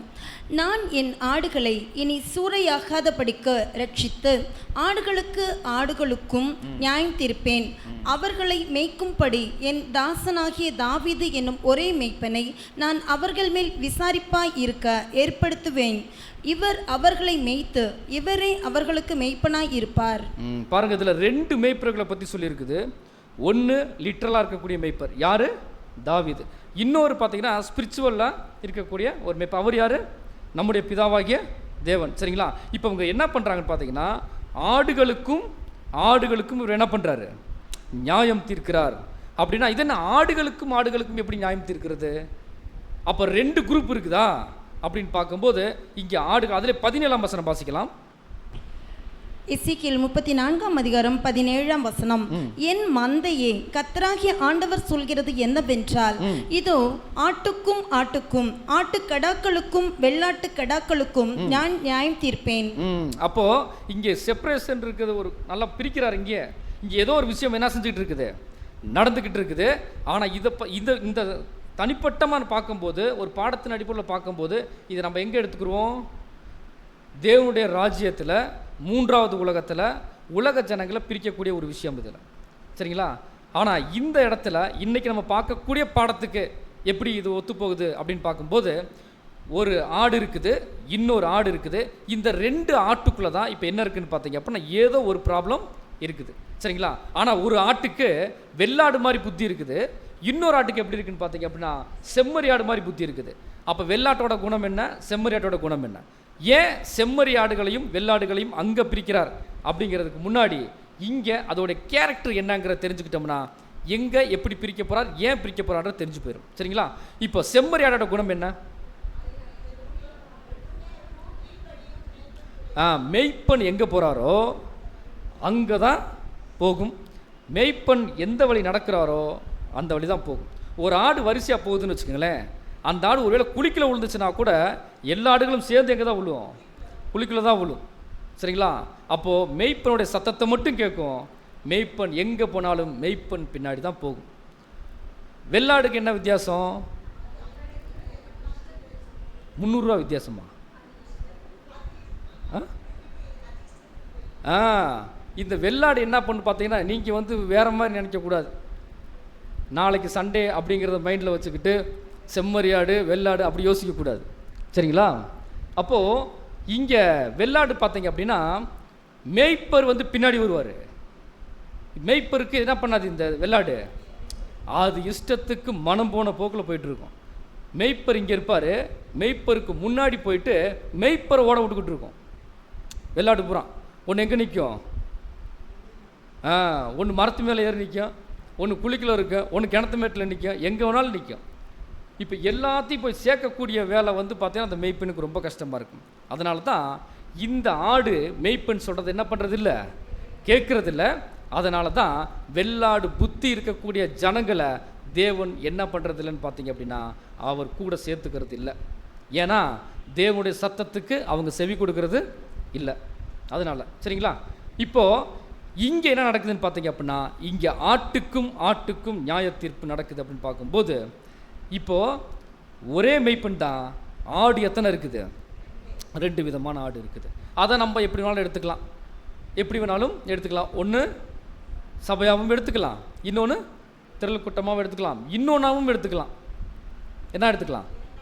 2ஆம் மரணத்தை போகக்கூடிய விஷயமாகவும் எடுத்துக்கலாம். ஆனால் இந்த ஆட்டுக்கும் ஒரு நியாய தீர்ப்பு கொடுக்குறான்னு பார்த்தீங்கன்னா ஒரே மெய்ப்பெண் தான், ஒரே சத்தியம் தான், ஒரே இடத்துல தான் இருக்கிறோம், ஒரே ஆசீர்வாதம், ஒரே ஞானசனம் எல்லாம் ஒன்றா தான் இருக்குது. ஆனால் சில பேர் அப்கிரேட் ஆகிட்டு போயிட்டு இருக்கிறாங்க, சில பேர் என்ன பண்ணிட்டு இருக்கிறாங்க, லோவாகிட்டு போயிட்டு இருக்கிறாங்க. அப்படி காரணம் என்னன்னு பார்க்கும்போது சத்தியத்தில் இன்ட்ரெஸ்ட் இல்லை.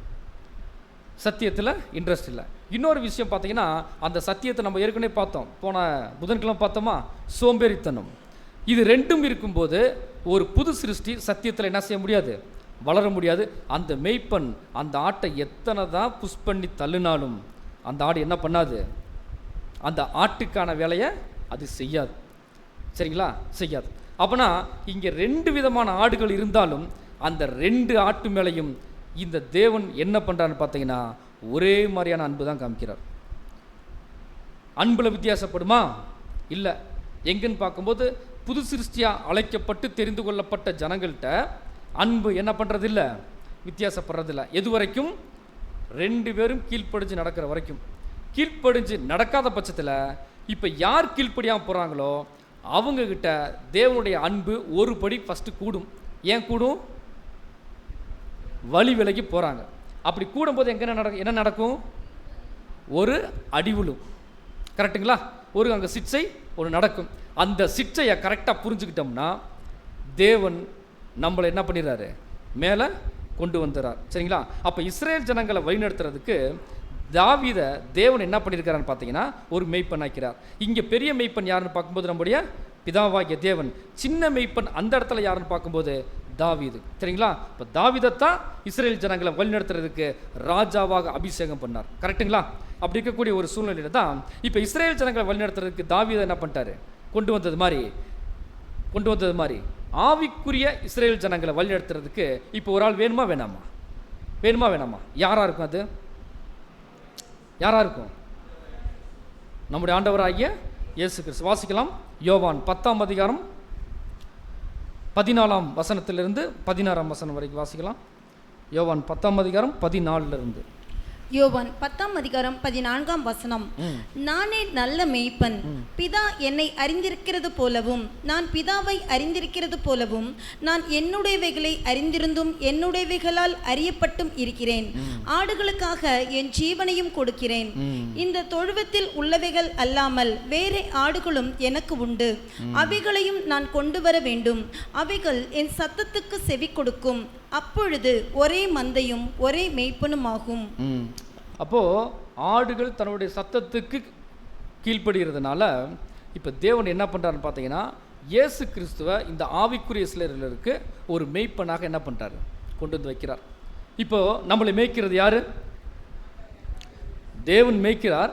யாரை வச்சு மேய்க்கிறாருன்னு பார்த்தீங்க அப்படின்னா நம்முடைய ஆண்டவராக இயேசு கிறிஸ்துவை வச்சு மேய்ச்சிக்கிட்டு இருக்கிறார். சரி, ஒரு மேய்ப்பனுக்கு என்ன தான் வேலை?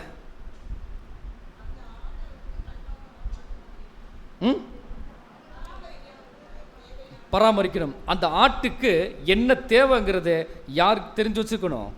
ஒரு மேய்ப்பர்கள் தெரிஞ்சு வச்சுருக்கணும். இப்போது மேய்ப்பர்கள் நமக்காக எப்பெல்லாம் வேலை செய்வாங்க? மேய்ப்பர்கள் நமக்காக எப்போ வேலை செய்வாங்க? எப்போ வேலை செய்வாங்க? எப்போவுமே வேலை செய்வாங்க. ரொம்ப முக்கியமாக எந்த டைமில் ஆட்டை கேர் எடுத்துக்குறாங்க அப்படின்னு பார்த்தீங்கன்னா வாசிக்கலாம். லூக்கா 2ஆம் அதிகாரம் எடுத்துக்கலாம். லூக்கா 2ஆம் அதிகாரம் 8ஆம் வசனம் வாசிக்கலாம். லூக்கா 2ஆம் அதிகாரம் 8ஆம் வசனம். அப்பொழுது அந்த நாட்டிலே மேய்ப்பர்கள் வயல்வெளியில் தங்கி ராத்திரியிலே தங்கள் மந்தையை காத்து கொண்டு இருந்தார்கள். அப்போ வயல்வெளியில் தங்கி ராத்திரியிலே தன்னுடைய ஆட்டை என்ன பண்ணிட்டு இருக்கிறாங்க? பாதுகாத்துக்கிட்டு இருக்கிறாங்க. அப்போ இரவுங்கிறது எதை அடையாளப்படுத்துது? எந்த காலப்பகுதி? உபத்திரவ காலப்பகுதியா? இரவுங்கிறது உபத்திர காலப்பகுதியா? கரெக்டாக சொல்லுங்க பார்க்கலாம். சரி, இன்னும் ஒரு க்ளூ தரட்டுமா? இரவும் பகலும் கர்த்தருடைய வேதத்தில் தியானமாக இருக்கிற மனுஷன் பாக்கியவான் அப்படின்னா அந்த இரவு எதை அடையாளப்படுத்துது? எந்த காலப்பகுதி அடையாளப்படுத்துது? இப்போதான். சரிங்களா? இப்போ கரண்ட்டாக இப்போ நம்ம இருக்கிறோம் இல்லையா, இந்த ஒரு காலப்பகுதி தான் அடையாளப்படுத்துது. அப்போது இப்போ விடிஞ்சிருச்சா அப்படின்னா விடிஞ்சிருச்சு. அந்த விடிஞ்சது யாருக்கு மட்டும் தான் தெரியும்னு பார்த்தீங்க அப்படின்னா நமக்கு மட்டும் தான் தெரியும். நமக்கு ஒரு பேர் இருக்குது. பைபிளில் ஒரு பேர் சொல்லியிருக்கு. நமக்கு என்ன பேர் தெரியுமா? என்ன 13 பேர் சொல்கிறீங்க? கரெக்டாக ஒரு பேர் சொல்லுங்க பார்க்கலாம். பரிசுத்தவான்னு சொல்லியிருக்குது. இப்போ நம்மளாம் இரவில் வெளிச்சத்தில் இருக்கிறோம். விடிஞ்சிருச்சுங்கிற விஷயம் நமக்கு மட்டும் தான் தெரியும். அப்படின்னா நமக்கு ஒரு பேர் இருக்குது, வாட்ச்மேன். கரெக்டா? கரெக்டா? கரெக்ட். நம்மளா யார் தெரியுங்களா? காவல்காரர்கள், வாட்ச்மேன். இப்போ எல்லாரும் தூங்கிட்டு இருக்கிறாங்க. தூங்கிக்கிட்டு இருந்தா யாருக்கு மட்டும் மறுநாள் ஆயிடுச்சுங்கிறது தெரியும்? யார் முழிச்சிட்டு இருக்கிறாங்களோ அவங்களுக்கு மட்டும் தான் தெரியும். இங்கே யார் முழிச்சிட்டு இருக்கிறது? இப்போ வாட்ச்மேனை தவிர எல்லாரும் முழிச்சிட்டு இருக்கிறோம். ஏன்? ஏன்? ஏதோ ஒன்று இருக்குதாம்மா. என்ன இருக்குது? சரி, ஏதோ ஒன்று இருக்குது, அதனால் முழிச்சிட்டு இருக்கிறோம். சரிங்களா? இப்போ வாட்ச்மேன் தான் என்ன பண்ணுவாங்கன்னு பார்த்தீங்கன்னா, அவங்களுக்கு மட்டும்தான் விடிஞ்ச டைம் தெரியும். அவங்கள்ட்ட கேட்கும்போது இன்னைக்கு நைட்டு 2 மணி அப்படின்னா சொல்லுவாங்க. என்ன ஆயிடுச்சு? காலையில் 2 மணின்னு சொல்லுவாங்க. காலையில் 2 மணி. ஏன் அப்படின்னா அவங்களுக்கு விடிஞ்சது தெரிஞ்சிருச்சு. ஸோ நம்மளுக்கு கூட யாருன்னு பார்த்தீங்கன்னா காவல்காரர்கள். கரெக்டுங்களா? இப்போ நம்மளாம் ஜாமக்காரர்கள், அதான் சொல்லுது. அப்போது நமக்கு நல்லா தெரியும் விடிஞ்சிருச்சுன்னு.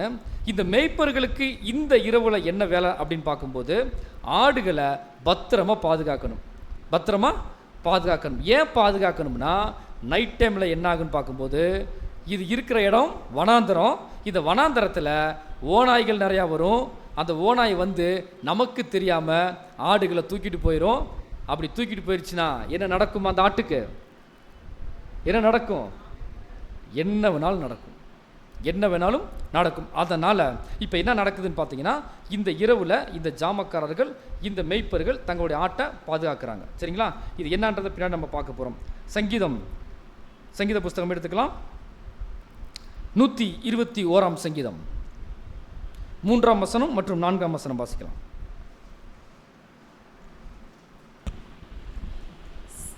121 சங்கீதம் 3 மற்றும் 4 வசனங்கள். இதோ இஸ்ரவேலை காக்கிறவர் உறங்குகிறதும் இல்லை, தூங்குகிறதும் இல்லை. கர்த்தர் உன்னை காக்கிறவர், கர்த்தர் உன் வலது பக்கத்திலே உனக்கு நிழலாய் இருக்கிறார். அன்புக்குரிய சகோதர சகோதரிகளே, தேவன் எப்பவுமே என்ன பண்றது இல்லை அப்படின்னு பார்க்கும்போது, அவர் தூங்குறது இல்லை. இது எங்களுக்கு தெரியாதா அப்படின்னு சொல்றீங்களா? அப்படின்னா உண்மையிலே தெரியாது. உண்மையிலே நமக்கு தெரியாது. எது வரைக்கும் எப்போ உடன்படிக்கை எடுக்கிறதுக்கு போனோமோ அதுக்கு முன்னாடி வரைக்கும் இப்படி ஒரு வசனம் இருக்கிறது தெரியும். ஆனால் உண்மையிலேயே யாருக்கு அவர் உறங்குறது இல்லை, தூங்குறது இல்லைன்னு பார்க்கும்போது, அவருக்காக தத்தம் செய்த பிள்ளைகளுக்காக அவர் என்ன பண்ணுறதில்ல ஒருபோதும். அதனால தான் அந்த பாடத்தை நம்ம பார்க்கும்போது, புதன்கிழமை கூட பார்க்கும்போது, நீதிமான்கள் எப்போ கூப்பிடுவாங்கன்னு சொல்லி தேவனுடைய செவிகள் எப்போவுமே என்ன பண்ணியிருக்குது? திறந்தே இருக்குது. காரணம் என்ன அப்படின்னு பார்க்கும்போது, அதை வேறு விதமாக ஒரு ப்ராக்டிக்கலாக சொன்னார். ஒரு பிரச்சனை வந்துடுது ஒரு புது சிருஷ்டிக்கு, அதாவது தேவனுடைய பிள்ளைக்கு ஒரு பிரச்சனை வந்துடுது. அந்த பிரச்சனை வந்த உடனே தேவன் என்ன யோசிக்கிறாருன்னு பார்த்தீங்கன்னா, எப்படா என் பிள்ளை என்னத்தை தேடி வருவான். இப்போ அவனுக்கு பிரச்சனை வந்துருச்சு, இப்போ யாரை தேடி வருவான்? என்னத்தை தேடி வருவான்னு சொல்லிட்டு அவர் வர்ற வழியை பார்த்து போய் நின்றாராம்மா. வா, என்னத்தான் தேடி வர, பிரச்சனை என்னன்னு சொல்லு. பிரச்சனை அவருக்கு தெரியும். இருந்தாலும் அவர் என்ன பண்ணுறான்னு பார்த்தீங்கன்னா, தன்னுடைய பிள்ளை அவருடைய பிரச்சனையை சொல்கிறதா அப்படின்னு பார்க்குறாரு. அப்போது இந்த அளவுக்கு தேவன் என்ன பண்ணுறான்னு பார்க்கும்போது, நம்ம மேலே ஒரு அளவுக்கு அதிகமான அன்பு வச்சுக்கிறார். அந்த அன்பு வைக்கிறதுனால எப்போவுமே நம்மளை கண்காணிச்சுட்டு இருக்கிறார். சரிங்களா? நமக்கு ஏதாச்சும் ஒரு ஆபத்து வர்றதுக்கு முன்னாடியே தேவன் என்ன பண்ணுறான்னு பார்க்கும்போது, அவருக்காக நியமித்த அந்த மேய்ப்பர்கள் மூலமாக ஒரு எச்சரிப்பின் சத்தத்தை கொடுத்து அந்த ஆட்டை அவர் காக்கிறார் அப்படிங்கிறத நம்ம பார்க்குறோம். வாசிக்கலாம். 37ஆம் சங்கீதம் 23ஆம் வசனம் மற்றும் 24ஆம் வசனம் வாசிக்கலாம்.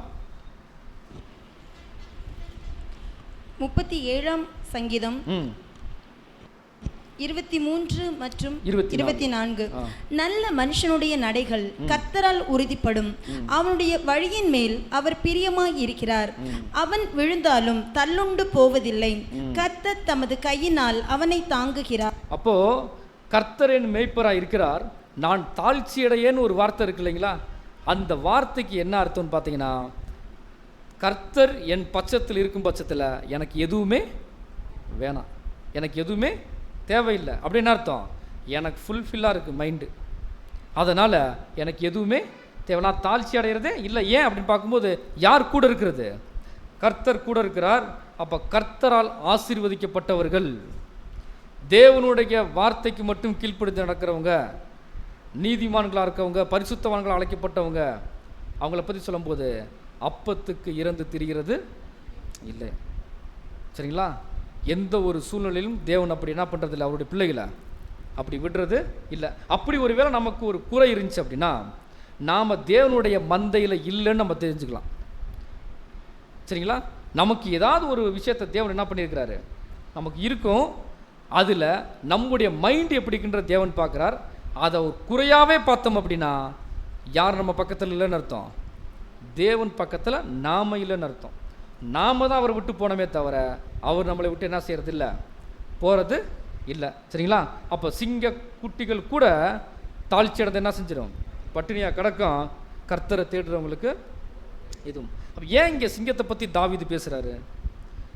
ஏன்னு பார்க்கும்போது வனாந்தரத்தில் இருக்கும்போது அதிகமாக எதைத்தான் பார்த்துருப்பார், சிங்கத்தை தான் பார்த்துருப்பார். அதனால தான் அவர் சிங்கம் சாப்பாட்டுக்கு இல்லாமல் படுத்திருக்கிறதையும் பார்த்துருப்பார்.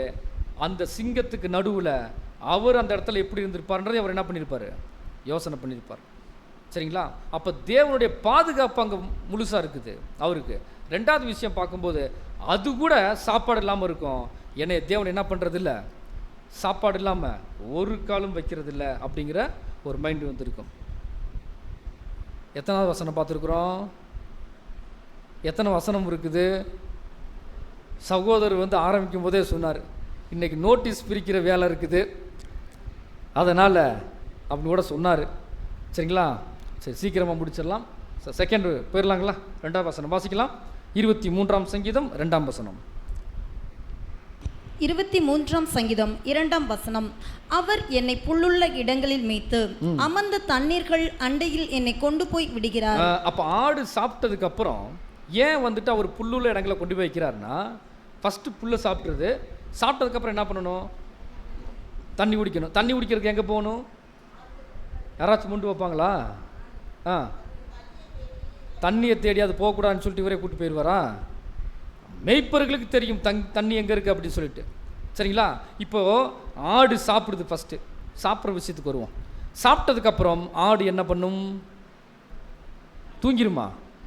அது நம்ம பண்ணுற வேலை.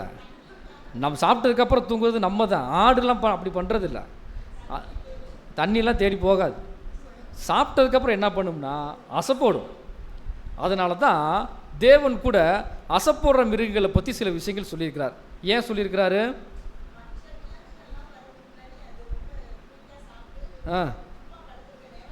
அது ஃபாஸ்ட் ஈட்டரு. அதனால் அது குயிக்காக சாப்பிட்டு என்ன பண்ணிடுதுன்னு பார்த்தீங்கன்னா அதோடைய வேலையை பார்க்குது. அப்படியா?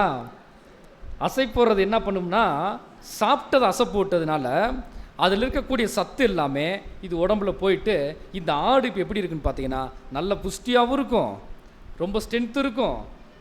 அடுத்து இந்த மெய்ப்பெண் எங்கே கூப்பிட்றாரோ அங்கே கிளம்பி என்ன செஞ்சிடும், போயிடும். டயர்டு இருக்காது.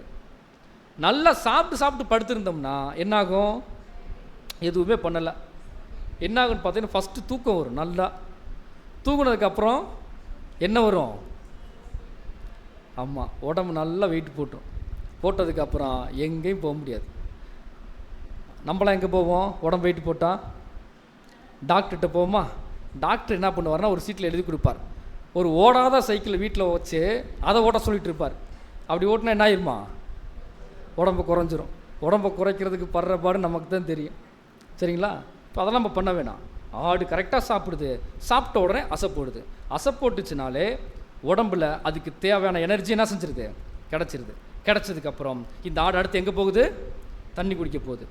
ஏன் அமர்ந்த தண்ணீர் அண்டையில் போய் தேவன் கொண்டு போய் விடுறார். தெளிவாக இருக்கும். கரெக்டு. இப்போ என்ன நடக்குன்னு பார்த்தீங்கன்னா, இப்போது ஆடுகள் பார்த்தீங்கனால எப்போவுமே ரொம்ப சாஃப்டாக இருக்கிறதுனால, இப்போ சாஃப்டாக இருக்காது, அது சாஃப்டாக இருக்கிறதுனால என்னாகுன்னு பார்த்தீங்க அப்படின்னா அந்த இறைச்சல் சவுண்டுக்கு என்னாகுன்னு பார்க்கும்போது பயந்து ஓடிடும். அப்போது அது சரியான நேரத்தில் தண்ணி குடிக்கல அப்படின்னா அதில் என்ன ஆகுன்னு பார்த்தீங்கன்னா அதுக்கு ஏதோ ஒரு ப்ராப்ளம் வரும். அதனால் சவுண்டாக வர்றதுனால பயந்து ஓடிடும். ரெண்டாவது, இது ஆர்ப்பரித்து வரக்கூடியதுனால தண்ணி எப்போவுமே எப்படி இருக்கும், கலங்களாக தான் இருக்கும். அப்போ கலங்களாக இருக்கக்கூடிய தண்ணி என்ன செய்யாது, எந்த மிருகமே குடிக்கவே குடிக்காது. சரிங்களா? அதனால தான் தேவன் எங்கே கொண்டு போய் விடுறான்னு பார்க்கும்போது, அமர்ந்த தண்ணி இருக்கும்போது தெளிவான தண்ணி மேலே வந்துடும், டஸ்டெல்லாம் என்ன பண்ணிடும், கீழே போயிடும். அந்த மாதிரி நமக்கு ஏதாவது ஒரு விஷயம் நடந்திருக்குதா? நடந்திருக்குதா? கரெக்ட், சூப்பர், கரெக்டாக சொல்லிட்டாங்க. நம்மளாம் எங்கே இருந்தோன்னு பார்த்தீங்க அப்படின்னா, கலங்கலாக இருக்கக்கூடிய தண்ணி கிடச்ச ஒரு இடத்துல இருந்தோம். எங்கே? அது பேர் சபையில் இருந்தோம். சரிங்களா? அங்கே இருக்கும்போது இருக்கிற தண்ணி ஊரை எப்படி இருக்கும், இங்கே கலங்கலாக இருக்குன்னு சொல்லிட்டு அங்கே போய் குடிக்கலாம்னு சொல்லிட்டு அங்கே போவோம். அங்கே பார்க்கும்போது நீட்டாக இருக்கிற மாதிரி இருக்கும் இடம். அங்கே போய் பார்த்தா இதை விட அங்கே போய் என்ன இருக்கும், எப்படி இருக்கும், ரொம்ப கலங்கியிருக்கும். இந்த இடம் சரியில்லையே, இப்போ என்ன பண்ணலாம், ஒரு 15 கிலோமீட்டர் தள்ளி அங்கே போனால் நல்லாயிருக்கும், ஏன்னா அந்த இடத்துக்கு யாரும் வரமாட்டாங்க அப்படின்னு நினச்சிட்டு அங்கே போனால் ஒட்டுமொத்த ஜனமும் அங்கே தான் இருக்கும். அங்கே போய் பார்க்கும்போது எப்படி குடிக்கிறதுன்னு சொல்லிட்டு சண்டை போட்டு உள்ளே போய் பார்ப்பான். அங்கே போய் பார்த்தா அதுக்கு மேலே எப்படி இருக்கும். அந்த அளவுக்கு ஒரு கள்ள போதகத்தில் நம்ம என்ன பண்ணிட்டு இருந்தோம், வாழ்ந்துட்டு வந்திருக்கிறோம். இந்த சபைக்கு போனால் சத்தியம் நல்லாயிருக்கும், இதை விட்டு அங்கே போனால் நல்லாயிருக்கும், அதை விட்டு இன்னொரு இடத்துக்கு போனால் நல்லாயிருக்கும் இப்படின்னு சொல்லிட்டு பல இடங்களுக்கு தேடி போனவங்க தான் நம்ம எல்லாருமே. அப்படி தேடி போனதுனால தான் எல்லோரும் எங்கே உட்காந்துருக்குறோம், இப்போது சுத்தமான தெளிந்த தண்ணி கிடைக்கக்கூடிய இடத்துல நம்ம உட்காந்துருக்குறோம். சரிங்களா? ஸோ இப்பேற்பட்ட ஒரு சூழ்நிலையில் தேவன் நம்மளை கூப்பிட்டு உட்கார வச்சு, நல்ல சாப்பாடு சாப்பிடு, சாப்பிட்டதுக்கப்புறம் உனக்கு நான் என்ன பண்ணுறேன், தெளிவான ஒரு தண்ணி தரேன், அதையுமே என்ன பண்ண நீ குடி அப்படின்னு சொல்லிட்டு, இது குடிக்கிறது மட்டும் கொடுக்கறது இல்லாமல் இதை மற்றவங்களுக்கும் கொடுன்னு வேற சொல்கிறார். மற்றவங்களுக்கும் இது கொடு அப்படின்னு வேற சொல்கிறார். சரிங்களா? வாசிக்கலாம். 119ஆம் சங்கீதம் 97ஆம் வசனம் வாசிக்கலாம். 119ஆம் சங்கீதம் 97ஆம் வசனம். 119ஆம் சங்கீதம் 97ஆம் வசனம். உமது வேதத்தில் நான் எவ்வளவு பிரியமாக இருக்கிறேன், நாள் முழுதும் அது என் தியானம். அப்போ சாப்பாட்டை அசை போடலாம், சத்தியத்தை எப்படி அசை போடுறது, சாப்பிட்டதை அசை போடலாம், சத்தியத்தை எப்படி அசை போடுறது? ஃபஸ்ட்டு என்ன பண்ணணும்னா, அந்த கேட்ட சத்தியத்தில் மைண்டுக்குள்ளே கொண்டு வந்து தியானிக்கிறது. தியானம் பண்ண ஒரு விஷயம் இருக்குது இல்லையா, அந்த தியானம் பண்ண விஷயத்தில் அப்படியே கீழ்ப்படிச்சு நடக்கிறது. இதுக்கு பேர் தான் என்ன பண்ணுறீங்கன்னா அசை போடுறது. சரிங்களா? இப்படி நம்ம டெய்லி அசை போடுறோமா, இல்லை சாப்பிட்டுட்டு தூங்கிடுறோமா? அசை போட்டோம்னா நமக்கு ஹெல்த் எப்படி இருக்கும், ரொம்ப நல்லா இருக்கும். நமக்கு நோய் வராது. என்ன நோய்? ஆவிக்குரிய நோய் நமக்கு வராது. சரிங்களா? வாசிக்கலாம். 63ஆம் சங்கீதம் 5ஆம் வசனம் மற்றும் 6ஆம் வசனம் வாசிக்கலாம். நம்முடைய தியானம் எப்படி இருக்கணும், நம்முடைய தியானம் எப்படி இருக்கு வாசிக்கலாம். 63ஆம் சங்கீதம் 4 மற்றும் 5ஆம் வசனங்கள். என் ஜீவனுள்ள மட்டும் நான் உம்மை துதித்து உமது நாமத்தை சொல்லி கையெடுப்பேன். நினத்தையும் கொழுப்பையும் உண்டது போல என் ஆத்துமா திருப்தியாகும். என் வாய் ஆனந்த களிப்புள்ள உதடுகளால் உம்மை போற்றும். ஆனந்த களிப்புள்ள உதடுகளால் உம்மை போற்றும். எப்பவுமே தேவனுடைய நாமத்தை துதிச்சுக்கிட்டே இருக்கணும், சொல்லிக்கிட்டே இருக்கணும், அது நடந்துக்கிட்டே இருக்கணும் அப்படிங்கிறத ஒரு விஷயம். அதனால தான் இது எந்தெந்த காலப்பகுதிக்கு ஒத்து வரும்னு பார்க்கும்போது, நம்ம சந்தோஷமாக இருக்கக்கூடிய காலத்துக்கு மட்டும் கிடையாது, நம்ம கஷ்டப்படக்கூடிய காலத்திலும் எப்படி தான் இருக்கணும், இதில் நடக்கிறதுக்கு முயற்சி பண்ணணும் அப்படிங்கிறத பார்க்குறோம். 118ஆம் சங்கீதம் 24ஆம் வசனம் வாசிக்கலாம். 118ஆம் சங்கீதம் 24ஆம் வசனம். இது கர்த்தர் உண்டு பண்ணின நாள், இதிலே களிகூர்ந்து மகிழ்வோம். இது கர்த்தர் உண்டு பண்ணின நாள். அப்போது ஒவ்வொரு நாளையுமே தேவன் நமக்கு கொடுத்ததே அவர் நம்ம மேலே வச்சிருக்கிற ஒரு அளவு கடந்த ஒரு இரக்கம்தான். அவர் நம்ம மேலே அன்பு வச்சிருக்கிறாரா? எப்படி அன்பை வெளிப்படுத்தினார்? தன்னுடைய சொந்த குமாரனை கொடுத்து தன்னுடைய அன்பை வெளிப்படுத்தியிருக்கிறார். அந்த அன்பை அவர் வெளிப்படுத்தி காமிச்சிட்டாரு. அதுக்கு பதிலாக நாம் எப்படி நம்முடைய அன்பை வெளிப்படுத்தி காமிச்சிருக்கிறோம்? காமிச்சிருக்கிறோமா இல்லையா? காமிச்சிருக்கிறோமா? எவ்வளோ காமிச்சிருக்கிறோம்?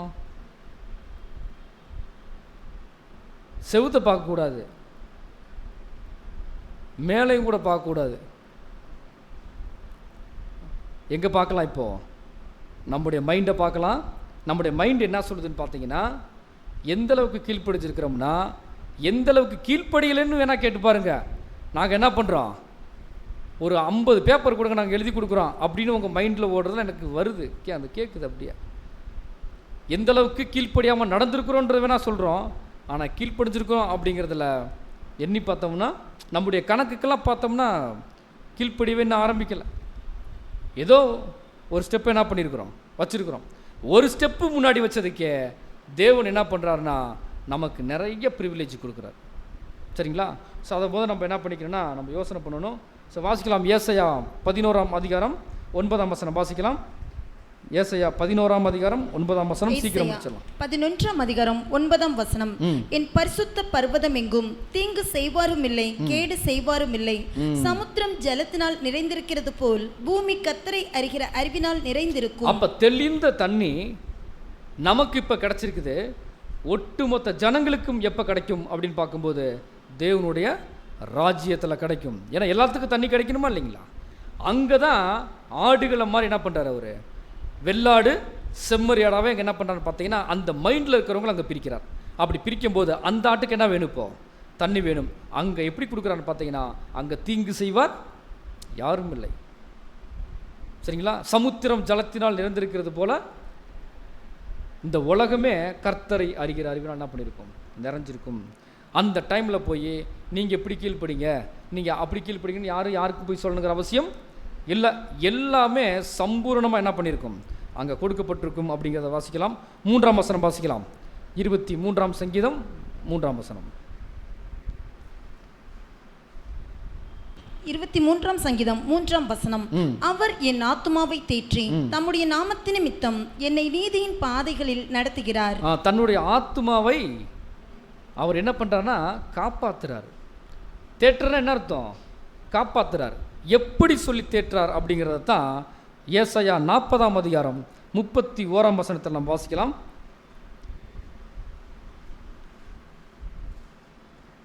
கர்த்தருடைய புஸ்தகத்திலே தேடி வாசி. 40ஆம் அதிகாரம் 31ஆம் வசனம். கர்த்தருக்கு காத்திருக்கிறவர்களோ புது பலன் அடைந்து கழுகுகளைப் போல செட்டைகளை அடித்து எழும்புவார்கள். அப்போ தன்னுடைய ஆத்துமாவை தேற்றுறதுனா என்ன விஷயம் பார்த்தீங்க அப்படின்னா, அவர் கழுகுகளைப் போல செட்டை அடிக்கிற மாதிரி தன்னுக்கு பிரியமாக நடக்கக்கூடிய பிள்ளைகளுக்கு அவர் என்ன பண்ணுறாரு, அவர் இறங்குகிறார். அப்படின்னா இப்போ என்ன கவனிக்கணும், கழுகு எப்படி தன்னுடைய செட்டையை அடித்து மேலே போகுதோ, கழுகுடைய லைஃப் எப்படின்னு இருக்குன்னு நம்ம தெரிஞ்சுக்கிட்டோம்னா அது மாதிரி யாரை வழிநடத்தி கொண்டு வராராமா, அவருடைய பிள்ளைகளை கொண்டு வரார். அப்படின்னா நமக்கு ஏற்கனவே பார்த்துருக்குறோம் கழுகுடைய லைஃப் எவ்வளோ நாள் இருக்கும்.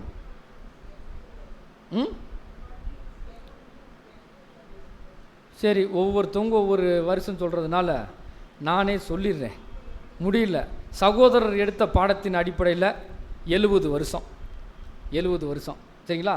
40 வருஷத்தினுடைய வாழ்க்கையில் அது எப்படி இருக்கும், நல்லா சாப்பிட்டு உடம்புல எங்கெங்கெல்லாம் வந்துட்டு கேப் இருக்குதோ அங்கெல்லாம் போய் என்ன செஞ்சுன்னா ஃபேட்டு போய் நல்லா அடைச்சிரும். அடைச்சதுக்கப்புறம் அது அழகு என்ன பண்ணிடும், வளைஞ்சிரும். அது காலில் இருக்க நகம் எல்லாமே வளைஞ்சிரும்.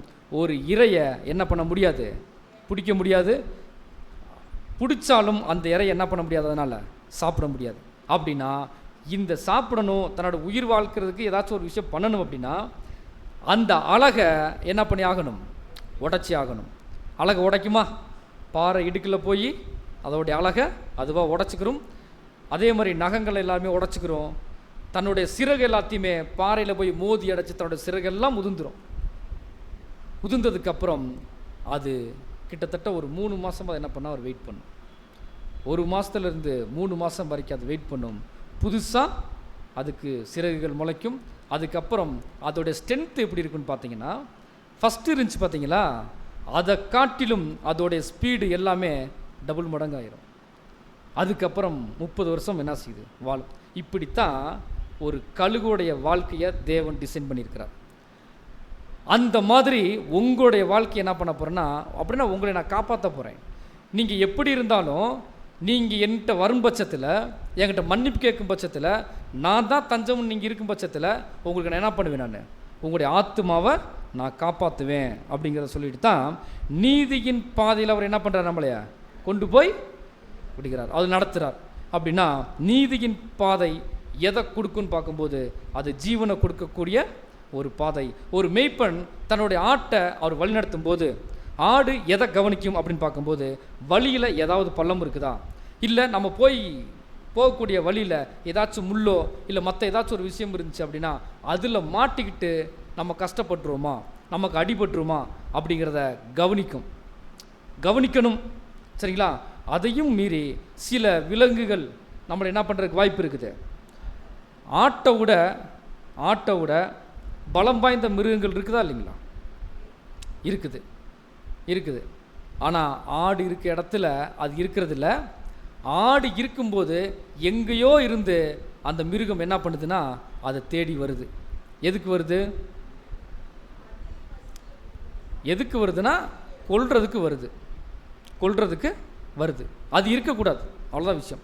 அது அதோடைய தேவையாக இருக்கலாம், அதுக்கு தேவை, அந்த டைமுக்கு அதுக்கு தேவை. அதனால் அது என்ன பண்ணுதுன்னு பார்த்தீங்க அப்படின்னா வருது. இப்படி இருக்கக்கூடிய ஒரு சூழ்நிலையில் ஆடு பயந்துகிட்டு இருக்கு. ஆடு என்ன பண்ணிகிட்டு இருக்குது? பயந்துட்டு இருக்குது அப்படின்னு வச்சுக்கலாம். ஏன்னா இன்றைக்கி நம்ப முடியல, எப்போ என்ன நடக்குன்னு தெரியல. நல்லா சத்தியம் கேட்குறோம், நல்லா சத்தியம் கேட்டு உடன்படிக்கையும் பண்ணிவிட்டு என்ன பண்ணிடுறாங்க, சில பேர் வெளியில் போயிடுறாங்க. அப்படின்னா அந்த ஆட்டுக்கு என்ன வந்துருச்சு? பயம் வந்துருச்சு. இப்போது ஒவ்வொரு ஆட்டையும் இந்த மேய்ப்பன் இப்போ என்ன பண்ணுறான்னு பார்த்தீங்க அப்படின்னா கவனிக்கிறார். ஏன் அப்படின்னு பார்க்கும்போது ஆடெல்லாம் முன்னாடி போகுதா பின்னாடி வருதா?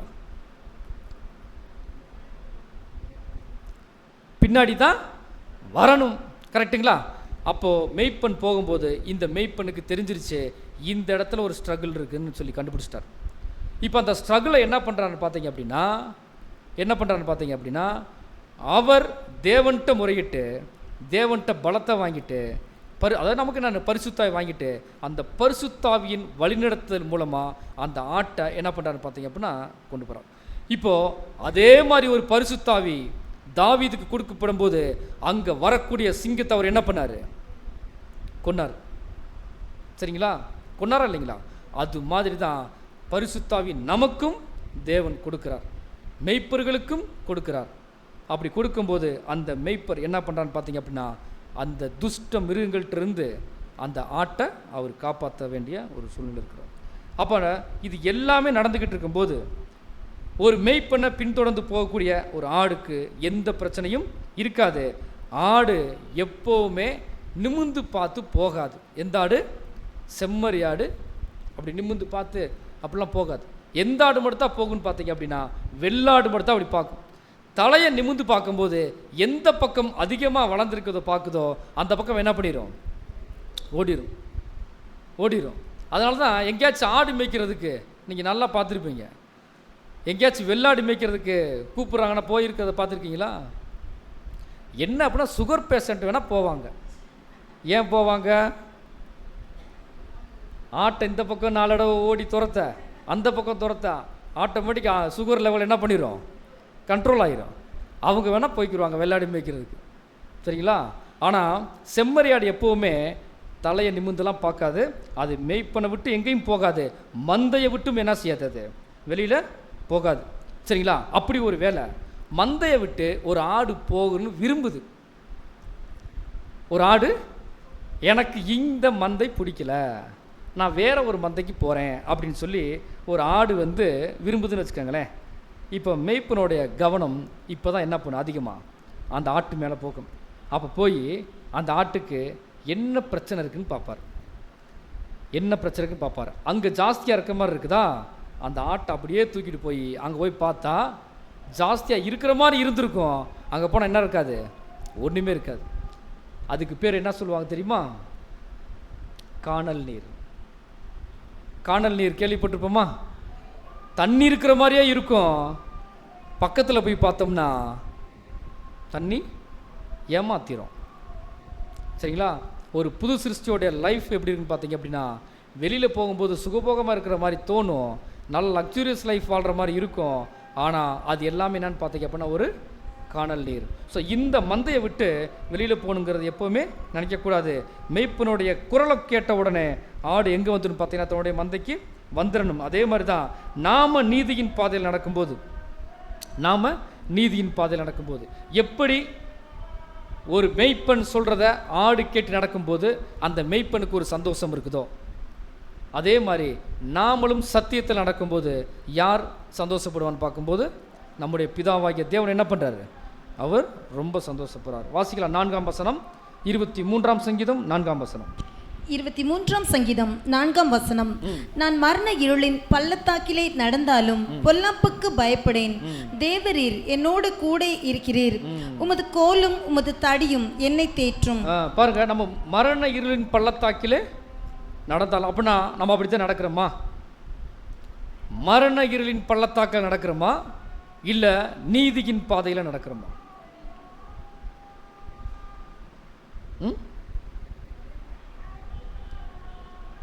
நான் பேசுகிற தமிழ் ஓகேவா, புரியுதுங்களா?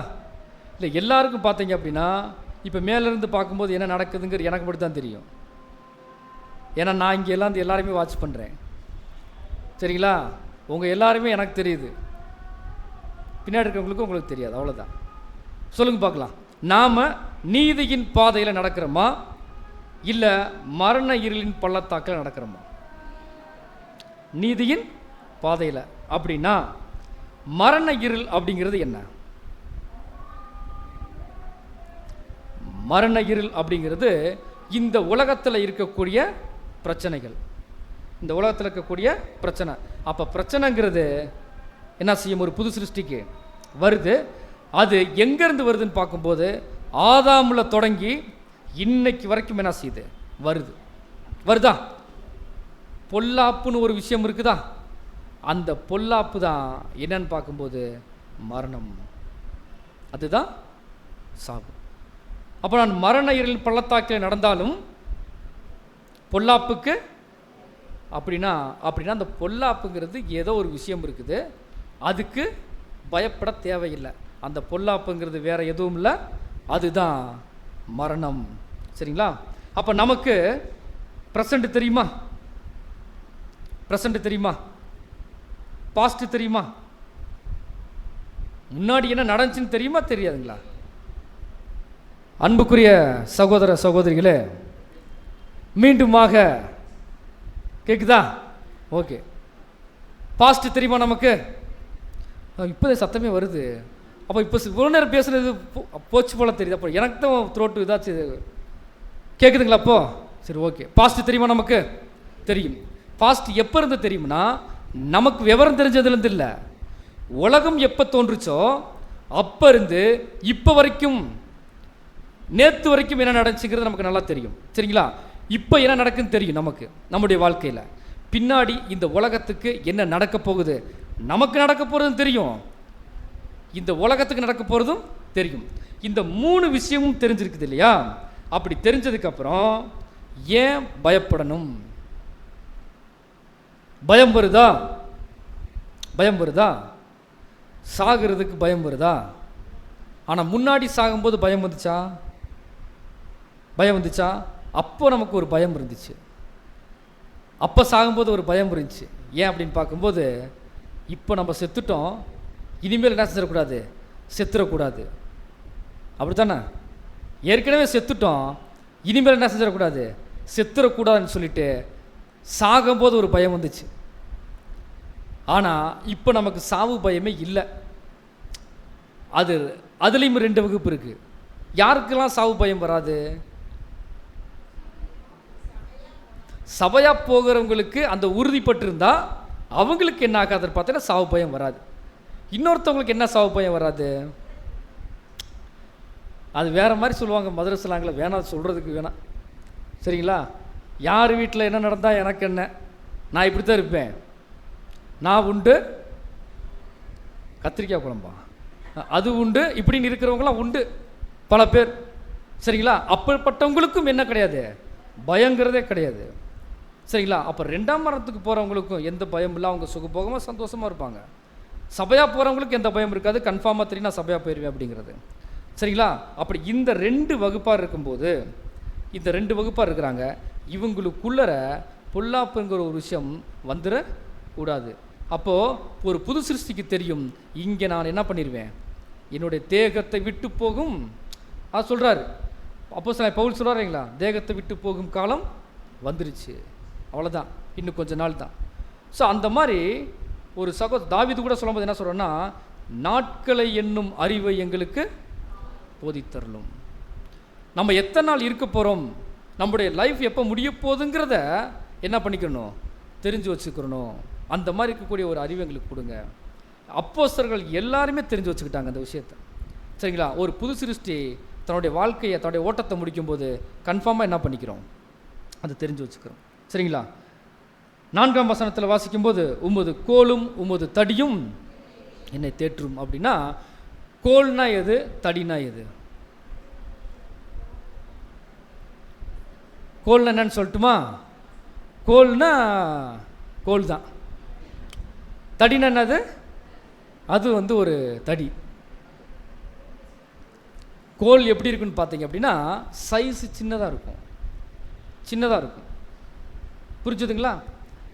தடிங்கிறது எப்படி இருக்குன்னு பார்த்தீங்க அப்படின்னா, அது கொஞ்சம் தடிங்கிறது சின்னதாக இருக்கும், கோல்ங்கிறது எப்படி இருக்கும், கொஞ்சம் நீளமாக இருக்கும், எண்டில் எப்படி இருக்கும், கொஞ்சம் வளைவாக இருக்கும். ஏன் வளைவாக இருக்கும்னா, சில இடங்களில் கீழே என்ன இருக்காது, ஒரு வேலை மெய்ப்பன் அந்த ஆடுகளுக்கு இன்னும் நல்ல சாப்பாடை கொடுக்கணும்னு விரும்பிட்டாருன்னு வச்சுக்கோங்களேன், அந்த சாப்பாடை எப்படியாச்சும் கொடுக்கணும்னு அவர் நினச்சிருவார்.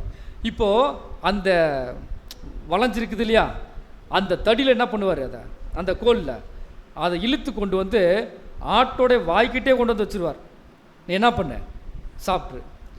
இப்போது அந்த ஆடு சில நேரத்தில் என்ன பண்ணிருன்னு பார்த்தீங்கன்னா, ஒரு குழிக்குள்ளே விழுந்துடும், அந்த குழிக்குள்ளே விழுகும்போது அந்த கோலை வச்சு என்ன பண்ணுவார், அவர் அப்படியே தூக்கிடுவார். அந்த வாஞ்சிருக்கும் இல்லையா, அதை வச்சு அவர் தூக்கிடுவார். சில நேரத்தில் என்ன ஆகுன்னு பார்க்கும்போது, அந்த ஆடு மந்தையில் இருக்கிறதுக்கு அடம் பிடிச்சிட்டு வேற பக்கம் போயிட்டே இருக்கும். அப்போ என்ன பண்ணுவார் தெரியுமா, அந்த கோலை வச்சு லேசாக ஒரு அடி அடிப்பார். அடிக்கும்போது என்னை அடிக்கிறதுக்கு நீங்கள் யார் அப்படின்னு அந்த ஆடு கேட்டுச்சு அப்படின்னா, மறுபடியும் இன்னொரு அடி விழுகும், மறுபடியும் இன்னொன்று விழுங்க, என்னை யார் நான் கேட்குற அப்படின்னு, எனக்கும் உனக்கு சம்மந்தம் இல்லை அப்படின்னு அந்த ஆடு முடிவு பண்ணிடுச்சுன்னா என்ன பண்ணிடுவார்.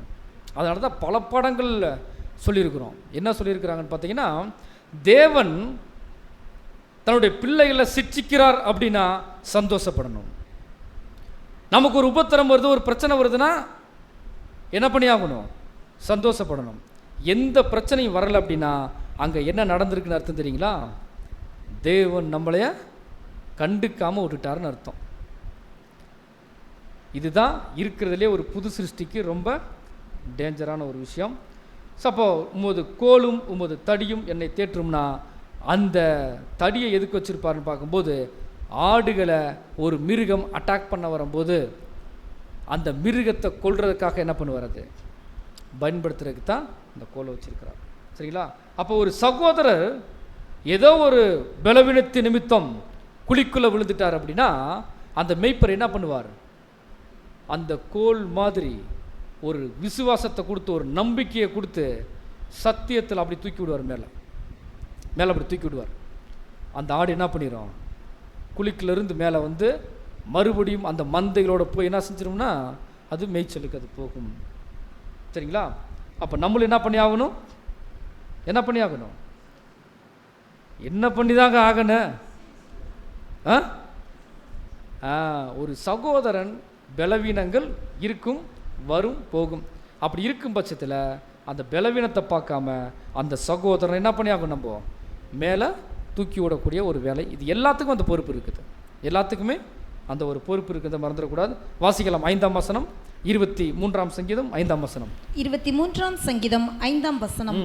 என் சத்துருக்களுக்கு முன்பாக நீர் எனக்கு ஒரு பந்தியை ஆயத்தப்படுத்தி என் தலையை எண்ணெயால் அபிஷேகம் பண்ணுகிறீர், என் பாத்திரம் நிரம்பி வழிகிறது. என் சத்துருக்களுக்கு முன்பாக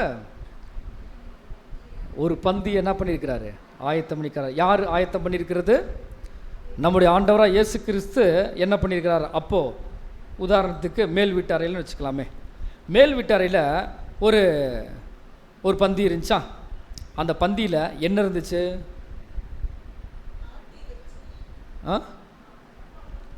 என்னது, அப்பம் திராட்சை ரசமும் அப்பம். இவங்க சொன்னது உண்மையிலே அந்த காது கேட்காதுங்க, அது என்னன்னா இறைச்சி மாதிரி காதில் விழுந்துச்சு. ஆமாம், உண்மையில் அப்படி தான் கேட்டுச்சு, அதனால தான் கேட்குறேன். அப்போது அப்பம் வச்சுருந்தாங்க. இப்போது இந்த மாடலை செய்ய சொன்னது யார்? இந்த மாடலை செய்ய சொன்னது யார்? நம்முடைய ஆண்டவராகிய இயேசு கிறிஸ்து மாடலாக வச்சுருக்கிறார். அப்படின்னா அந்த அப்பத்தை வச்சது யார் தான்? இயேசு கிறிஸ்து தான். சரிங்களா? சீசர்கள் கொண்டு வந்த விஷயத்த இதை என்ன பண்ணலாம், இதை ஓகே நீங்கள் கொண்டு வந்ததை நான் இப்படி நினச்சிக்கிறேன் அப்படின்னு அவர் சொல்லலை. அவர் வந்துட்டு ஒரு மாடலை கொண்டு வந்து வச்சுட்டு, அப்பத்தை கொண்டு வந்து வச்சுட்டு, இதை நீங்கள் என்ன பண்ணுங்க, நான் சொல்கிற மாதிரி சாப்பிடுங்கன்னு சொல்கிறார். கரெக்டாக? அப்படின்னா இயேசு கிறிஸ்து தான் அங்கே அப்பத்தை கொண்டு வந்து வச்சுருக்கிறார். அப்போ எதைத்தான் சாப்பிட்டாகணும்னா, அவர் எதை கொண்டு வந்து வச்சாரோ அதைத்தான் சாப்பிடணும். அதான் சாப்பிடணும். அவர் கொண்டு வந்ததே நான் சாப்பிடுவேன். நான் ஏற்கனவே வீட்டில் என்ன பண்ணியிருக்கிறேன், சைட் டிஷ் கொஞ்சம் ரெடி பண்ணிட்டு வந்திருக்கிறேன், அதையும் நான் இதோட சேர்த்து சாப்பிடுன்னு சொல்லிட்டு வந்தா அந்த சாப்பாடு என்ன ஆகும் தெரியுமா? ஃபுட் பாய்சன் ஆயிரும். ஃபுட் பாய்சன் ஆச்சுன்னா என்ன ஆகும்? என்ன ஆகும்? அவ்வளோதான். சரிங்களா? அப்போது இயேசு கிறிஸ்து ஒரு பந்தியை ஆயத்தம் பண்ணியிருக்கிறார். அப்படின்னா இயேசு கிறிஸ்து அவருக்கு பிடிச்சதை கொண்டு வந்து வச்சிருக்கிறார். அவருக்கு பிடிச்சதை கொண்டு வந்து வச்சதை அதைத்தான் நம்ம என்ன பண்ணணும், சாப்பிடணும். அப்படி சாப்பிடும்போது என்ன நடக்குதுன்னு பார்க்கும்போது ஓவர்ஃபுல்லாகி ஏதோ ஒன்று நிறைஞ்சு எதுலேயோ ஒன்று வடிஞ்சு வருது. என்னது அது? என்னுடைய பாத்திரம் நிரம்பி வழியுது. அப்படின்னு என்ன அர்த்தம்? பாத்திரம்னு என்ன அர்த்தம்? தேவன் நமக்கு கொடுக்கப்பட்ட இந்த பூமியில் நமக்கு தேவன் நம்மகிட்ட எதிர்பார்க்கக்கூடிய ஒரு குணலட்சணம். இன்னும் புதுசாக சொல்லணும், புரியுற மாதிரி சொல்ல போனோம்னா நம்ம தான். இப்போ நமக்குள்ளற ஒரு புது சிருஷ்டி இருக்குது, அது புது விஷயம். அந்த புது விஷயத்தை வளர்க்குறதுக்கு நம்ம என்ன பண்ணுவோம், டெய்லி முயற்சி பண்ணணும். அப்படி முயற்சி பண்ணும்போது தேவையில்லாத குணலட்சணங்கள் உள்ளுக்க வராது, தேவன் விரும்பக்கூடிய குணலட்சணம் தான் உள்ளுக்க வரும். அந்த குணலட்சணத்தை பெற்றெடுக்கிறதுக்கூடிய வேலை தான் யாருக்கு இருக்குதுன்னு பார்க்கும்போது ஒரு புது சிருஷ்டிக்கு இருக்குது. இப்படி புது சிருஷ்டி வெளியே எடுக்கும்போது அது என்ன ஆகுதுன்னு பார்த்தீங்க அப்படின்னா, ஓவர்ஃப்ளோ ஆகிறது எதை அடையாளப்படுத்துன்னு பார்க்கும்போது அது மகிமைக்குண்டான ஒரு மேனியா இந்த பூமியில் அது என்ன செஞ்சிருது, அது வெளியில் வந்துடுது. அப்படிங்கிறத என்ன செய்யுதுன்னு பார்க்குது. அப்போ டேபிள் ஒன்று தான், ஒரே டேபிள் தான் இருக்குது. அந்த டேபிளில் இயேசு கிறிஸ்து என்ன பண்ணியிருக்கிறாரு, அவர் விரும்பின சாப்பாடை தான் வச்சுருக்கிறாரு. அப்படி இருக்கும்போது இயேசு கிறிஸ்து கொடுத்த சாப்பாடை மட்டும்தான் சாப்பிடணும்னா என்ன அர்த்தம்? சத்தியத்தை மட்டும்தான் மேய்ந்து கொள்ளணும். சத்தியத்தை மட்டும் தான் என்ன பண்ணணும், மேய்ந்து கொள்ள வேண்டும். மற்ற எந்த ஒரு விஷயத்தையும் என்ன பண்ணிடக்கூடாது, நமக்கு பிடிச்ச உணவை அங்கே கொண்டு வந்து சாப்பிட முடியாது. புரிஞ்சுதுங்களா? அப்போ நாம் வந்து எக்ஸ்ட்ரா சைடில் ஏதாச்சும் ஒரு சாப்பாடை எடுத்துக்கிட்டோம்னா அதற்கான டேஞ்சர் யாருக்கு தான் பார்த்தீங்கன்னா நமக்கு தான் வரும். 5ஆம் வசனம் மறுபடியும் வாசிக்கலாம். 23ஆம் சங்கீதம் 5ஆம் வசனம். என் சத்துருக்களுக்கு முன்பாக நீர் எனக்கு ஒரு பந்தியை ஆயத்தப்படுத்தி என் தலையை எண்ணெயால் அபிஷேகம் பண்ணுகிறீர். அப்போ அந்த எண்ணெயால் அபிஷேகம் பண்ணக்கூடிய விஷயம் எதை அடையாளப்படுத்துனா, நம்மளை அபிஷேகம் பண்ணியிருக்கிறார் இல்லையா? எப்படிலாம் அபிஷேகம் பண்ணியிருக்கிறார்? ஞானஸ்தானம் எடுத்ததுக்கப்புறம் தான், பரிசுத்தாவினால தான். எந்த மாதிரி வர்றதுக்கு நம்மளை வந்து அபிஷேகம் பண்ணியிருக்கிறான்னு பார்த்தீங்க அப்படின்னா, ராஜாக்களாகவும் ஆசாரியர்களாகவும் நம்மளே தேவன் இயேசு கிறிஸ்து மூலமாக என்ன பண்ணியிருக்கிறாரு, அபிஷேகம் பண்ணியிருக்கிறார். சரிங்களா? அப்போது பாத்திரம் எப்போ நிரம்பி வழியுதுன்னு பார்க்கும்போது, பாத்திரம் அப்படிங்கிறக்கூடிய நம்முடைய மைண்டு, நம்முடைய குணலட்சணம் தேவனுடைய அன்புக்கு அளவுக்கு அதிகமாகி என்ன பண்ணுது பார்த்தீங்கன்னா நிரம்பி வழியுது. அப்போ ஒரு ஆடு தேவன்கிட்ட என்ன பண்ணுதுன்னு பார்க்கும்போது ஒரு அன்பை எதிர்பார்த்துக்கிட்டு இருக்குது. தேவன் அந்த ஆடு தான் சொல்கிற மாதிரி கேட்குறதுனால ஆட்டு மேலே அளவுக்கு அதிகமான ஒரு அன்பு வச்சுருக்கிறார். அப்படின்னு பார்க்கும்போது ரெண்டுமே இப்போ தேவன் நம்ம மேலே வைக்கும்போது அந்த அன்பு வந்து ரொம்ப ஓவர்ஃப்ளோ ஆகுது. அப்போ தேவன் மேலே நம்ம ஒரு அன்பு வைக்கிறது எப்படி இருக்கணும், அதுவும் எப்படி இருக்கணும், நிரம்பி வழியணும். எப்போ இயேசு கிறிஸ்துக்கு நிரம்பி வழிஞ்சிச்சு? அவருடைய மரணத்தில். கரெக்டுங்களா? அவருடைய மரணத்தில் வழிஞ்சான். அதே மாதிரி தான் கிறிஸ்துவனுடைய சரீரங்கமாக, கிறிஸ்துவனுடைய சாயலாக வாழ வந்திருக்க நம்ம அவருடைய சரீரங்கமாக போய் நம்ம சேரணும். அப்படின்னா கிறிஸ்து மாதிரியே ஒரு வாழ்க்கையை இந்த பூமியில் வாழும்போது தான் தேவன் என்ன பண்ணுறாருன்னா ரொம்ப சந்தோஷப்படுறார். அளவுக்கு அதிகமான அன்பையும் நமக்கு என்ன பண்ணுறார், வெளிப்படுத்திருக்கிறார் அப்படிங்கிற பார்க்குறோம். கடைசியாக 6வது வசனம் வாசிக்கலாம். 23ஆம் சங்கீதம் 6ஆம் வசனம். 23ஆம் சங்கீதம் 6ஆம் வசனம். என் ஜீவனுள்ள நாளெல்லாம் நன்மையும் கிருபையும் என்னை தொடரும். நான் கர்த்தருடைய வீட்டிலே நீடித்த நாட்களாய் நிலைத்திருப்பேன். முடிச்சிடலாமா? சகோதரர் சொன்ன மாதிரி முடிச்சிடலாம்னு நினைக்கிறேன். சரிங்களா? மறுபடியும் வாசிக்கலாம். என் ஜீவனுள்ள நாளெல்லாம் நன்மையும் கிருபையும் என்னை தொடரும். அப்போது நம்முடைய ஜீவனுள்ள நாளெல்லாம் நன்மையும் கிருபையும் நம்மளை தொடரணும்னா இந்த ஆடு என்ன பண்ணணும்னு பார்க்கும்போது அது அடிபட்டுக்கிட்டே இருக்கும். சில நேரங்களில் இந்த பூமியில் கஷ்டப்பட்டு ஒரு நாள் என்ன பண்ணிடும்? இறந்தே போயிடும். இறந்த உடனே இந்த பூமிக்கு அது என்ன பண்ணிடும் பார்த்தீங்கன்னா, மாம்ச தேகம் விழுந்துடும். வந்த நோக்கத்தை நிறைவேற்றிடலாம், தேவனுடைய திட்டத்தை என்ன பண்ணிடலாம், அந்த பூமியில் நமக்கு கொடுக்கப்பட்ட பங்கை என்ன பண்ணிடுவோம்? நிறைவேற்றின உடனே இப்போ எங்கே போயிடுவோம்? தேவனுடைய வீட்டில் நீடித்த நாட்களாய் என்னைக்கு நிலச்சிருப்பான். ஸோ நமக்கு வீடு இருக்குதா இல்லைங்களா? வீடு இருக்குதா இல்லையா? எப்படி நமக்கு வீடு கிடச்சிச்சாங்க? யார் அந்த வீட்டை ரெடி பண்ணது? யார்? எப்படி ரெடி பண்ணார்? உங்களுக்காக ஒரு ஸ்தலத்தை நான் ஆயத்தம் பண்ணுறேன். எப்போ போனார்? தன்னுடைய முதலாம் வருகையில் வந்து அவருக்காக கொடுக்கப்பட்ட வேலையை முடிச்சுட்டு போனார். போய் நமக்காக ஒரு ஸ்தலத்தை ஆயத்தம் பண்ணிட்டார். அந்த ஒரு ஸ்தலத்தில் நாமளும் குடிவரணுங்கிறது தான் யாருடைய விருப்பம்னா தேவனுடைய விருப்பமாக இருக்குது. சரிங்களா? ஸோ அதைத்தான் தாவீது என்ன பண்ணுறான்னு பார்த்தீங்கன்னா, இந்த 23வது சங்கீதத்தில் அவருக்காக எழுதினாரோ இல்லையோ, இந்த புஸ்தகம் யாருக்காகத்தான் எழுதப்பட்டிருக்குது? ஒரு புது சிருஷ்டிக்கு தேவன் எப்படி மெய்ப்பராக இருக்கிறார், அவர் மெய்ப்பராக இருக்கும் பட்சத்தில் அந்த ஆடுகளாகிய நாம் எப்படி இருக்கணும் அப்படிங்கிறது தான் இந்த 23ஆம் சங்கீதத்தில் இதுவரை நம்ம பார்த்தோம். இது மாதிரி இன்னொரு நாள் என்ன சங்கீதத்தை பார்க்கலாம்? நீங்களே சொல்லுங்கள். 91ஆம் சங்கீதமா? என்ன சங்கீதம் அது? உன்னதமானவரின் மறைவில் இருக்கிறவன். இந்த 2 சங்கீதம் அத்துப்படி. சரிங்களா? சரி, அடுத்து இன்னொரு நாளைக்கு என்ன செஞ்சிடலாம்? தேவனுக்கு சித்தமாக இருந்தால் அந்த சங்கீதத்தையும் கூட நம்ம பார்க்கலாம். ஸோ பொறுமையாக கேட்ட உங்கள் அனைவரையும் தேவன் தாமே ஆசீர்வதிப்பாராக. இந்த ஒரு வாய்ப்பை கொடுத்த நம்முடைய பிதாவாகிய தேவனுக்கும் ஆண்டவராக இயேசு கிறிஸ்துக்கும் 1000 துதி ஸ்தோத்திரங்களை ஏறெடுத்துக்கிறோம். தேவன் தாமே இந்த வசனங்களாம் ஆசீர்வதித்து நடத்துவாராக. ஆமென்.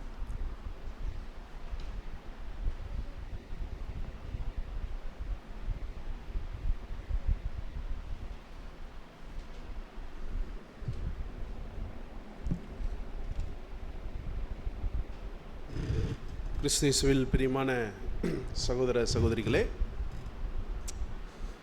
இந்த 23வது சங்கீதம்ன்றது 150 சங்கீதங்களில் ரொம்ப நமக்கு பரிச்சயமான ஒரு சங்கீதம். ஸோ 106 மட்டும்தான் ஆத்தர் சொல்லியிருந்தார். இன்னொரு 44 சங்கீதங்களுக்கு ஆசிரியர்கள் தெரியலன்றாங்க. ஸோ ஆராய்ச்சியாளர்கள் என்ன சொல்கிறாங்கன்னா, மெல்கிசேதேக் இருக்கார் இல்லையா, அவர் கூட எழுதியிருக்கலான்றாங்க. அதுக்கப்புறம் ஆபிரகாம் எழுதியிருக்கலான்னு சொல்கிறாங்க. ஸோ கோராகின் புத்திரர் நமக்கு தெரியும், அவங்களாம் லிஸ்ட்டில் இருக்கிறாங்க ஆல்ரெடி. ஸோ நிறைய ஆத்தர்ஸ் இருக்காங்க சங்கீத புஸ்தகத்துக்கு. மோசே இருக்கிறாரு. ஆக்சுவலாக இந்த சங்கீதம் 23வது சங்கீதத்தை தாவீது எந்த சூழ்நிலையில் எழுதினார் அப்படின்னா, ஆக்சுவலாக எங்கே எழுதினார்? எங்க? ஆடு மேய்க்கும் போது எழுதினார். எப்படி பாருங்க, இவ்வளோ அருமையான ஒரு இது எப்போதான் எழுதியிருக்கணும்? ஆடு மேய்க்கும் போது தான் எழுதியிருக்கணும் அப்படின்னு. ஆக்சுவலாக அவர் ஆடெல்லாம் மேய்ச்சிட்டாரு. மேய்ச்சி கோலியாத்தெல்லாம் அடித்து சவுலுக்கு ஒரு பிரதான தளபதியாக அவர் பொறுப்பேற்று, சவுல் கொன்றது 1000, தாவீது கொன்றது 10,000 அப்படின்னு பாடும்போது, சவுலுக்கு பொறாமையின் ஆவி தாவீதை துரத்தும் போது ஓடிக்கிட்டு இருக்காரு இப்போ தாவீது. சரிங்களா? இப்போ எங்கே போயிருக்கிறாருன்னா, 1 சாமுவேல் புஸ்தகம் 22வது அதிகாரம் 1வது வசனத்தை வாசித்தோம் அப்படின்னு பார்த்தீங்கன்னா, தாவீது நிறைய இடத்துக்கு போகிறாரு. இப்போ இன்னொரு இடத்துக்கு போகிறாரு. அது என்னன்னா, அதுல்லாம் அப்படின்ற ஒரு கெபிக்கு போகிறார். அந்த கெபியில் அவர் இருந்துகிட்டே இருக்கும்போது அதில் 5வது வசனம் வாசிக்கலாம். 1 சாமுவேல் புஸ்தகம் 22வது அதிகாரம் 5வது வசனம். 1 சாமுவேல் 21ஆம் அதிகாரம் 5ஆம் வசனம். 22வது அதிகாரம் 5ஆம் வசனம். பின்பு காத் என்னும் தீர்க்கதரிசி தாவீதை பார்த்து, நீ அரணில் இராமல் யூதா தேசத்திற்கு புறப்பட்டு வாரும் என்றான். இப்படி நீங்க சுத்திட்டு இருக்காது தாவீது. யார் சொல்றா அப்படின்னா காத் அப்படின்னு ஒரு தீர்க்கதரிசி சொல்றாரு, நீங்க எங்க புறப்பட்டு வாங்க, யூதா தேசத்திற்கு திருப்பி வாங்க அப்படின்னு சொல்லும்போது, அப்பொழுது தாவீது புறப்பட்டு ஆரேத் என்னும் காட்டிலே போனான் அப்படின்னு வசனம் இருக்கு இல்லையா. இந்த ஆரேத் அப்படின்ற காட்டில் எழுதப்பட்ட ஒரு சங்கீதம் தான் இந்த 23வது சங்கீதம். ஸோ ஆடு மேய்ச்சிட்டு இருக்கும்போது, ஏன் அப்படின்னா அவருக்கு சத்துருக்கள்லாம் அப்படி இல்லை, சரிங்களா. ஆடு மேய்ச்சிட்டு இருக்கும்போது அவருக்கு பெரிய சத்துருக்கள்லாம் இல்லை. ஆக்சுவலாக இன்னும் பார்த்தீங்கன்னா இது புது சிருஷ்டிக்கு இந்த 6 வசனமும் அப்படியே நம்ம பொருத்தி நம்ம பார்க்கலாம். ரொம்ப பியூட்டிஃபுல்லான ஒரு கான்செப்ட் தான். இதில் இப்போது அந்த காட்டில் போயிட்டு அவர் உட்கார்ந்துருக்கும்போது ஒரு தேவன் மேலே வச்சுருக்கிற ஒரு விசுவாசத்தை தான் இங்கே என்ன பண்ணுறாருன்னா அறிக்கையிடுறார்.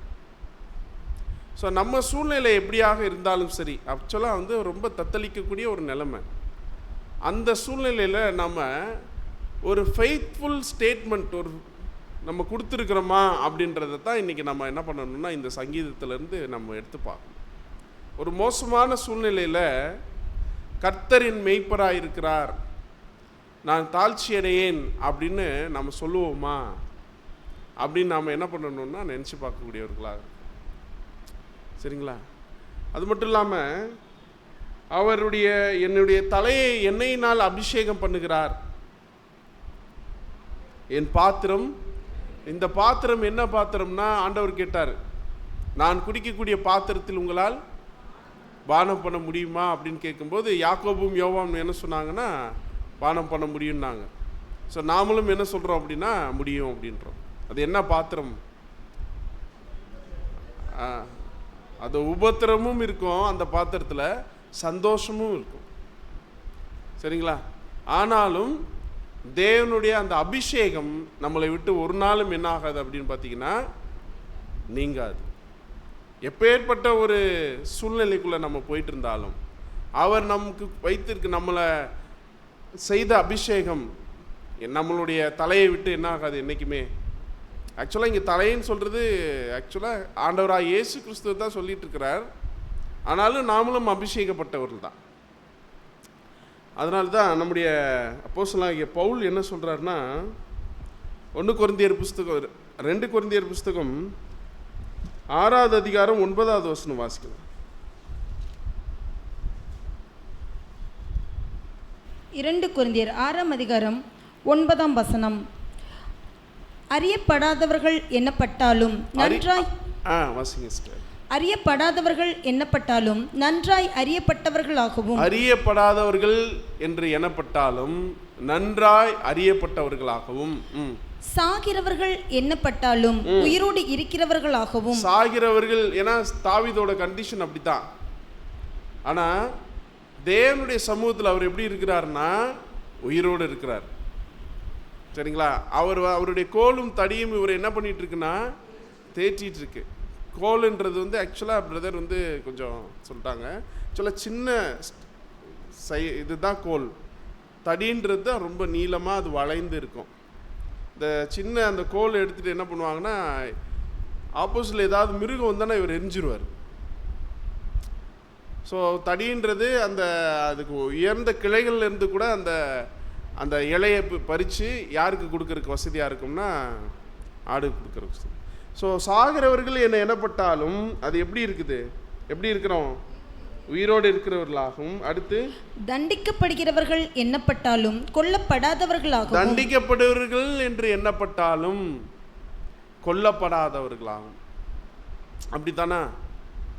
நம்ம விழுகையெல்லாம் அவர் கவுண்டில் எடுத்தார்னா நம்ம தண்டிக்கப்படத்தக்கவர்கள் ஆனால் கொல்லப்படாதவர்கள், கரெக்டுங்களா. அதுக்கப்புறம் பாருங்க, துக்கப்படுகிறவர்கள் எனப்பட்டாலும் எப்பொழுதும் சந்தோஷம் உள்ளவர்களாகவும். அதுக்கப்புறம் தரித்திரர் எனப்பட்டாலும், இந்த பாயிண்ட் தான் இப்போ நம்ம நாளைக்கு பண்ண போகிறோம், சரிங்களா. தரித்திரர் எனப்பட்டாலும் அநேகரை ஐஸ்வர்யவான்களாக்குகிறவர்களாகவும்.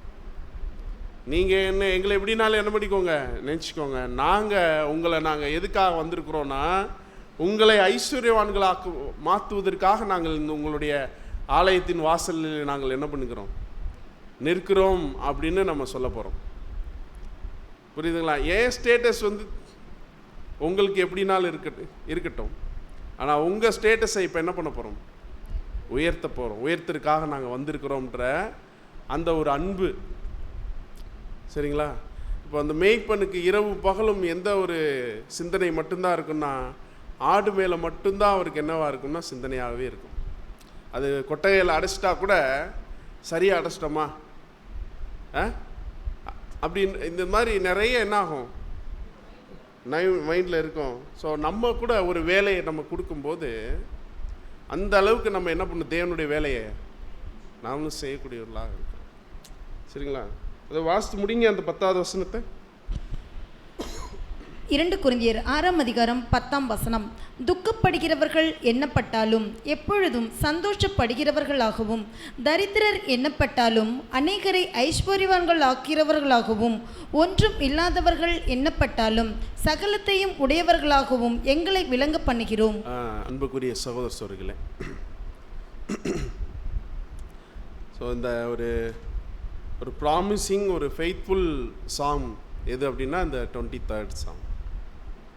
ஸோ இதை நாம் இன்னுமே ஒரு பெரையன் டிஸ்கஷனுக்குள்ளே கொண்டு போகிறோம்னு வச்சுக்கோங்களேன்.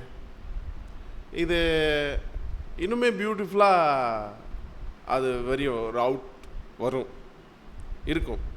ஏன்னா நிறையா இப்போ எங்கன்னா ரெஃபரன்ஸ் திடீர்னு ஆதியாகம புஸ்தகத்தில் யோசேப்பை தேவன் மேய்ப்பன்றார்.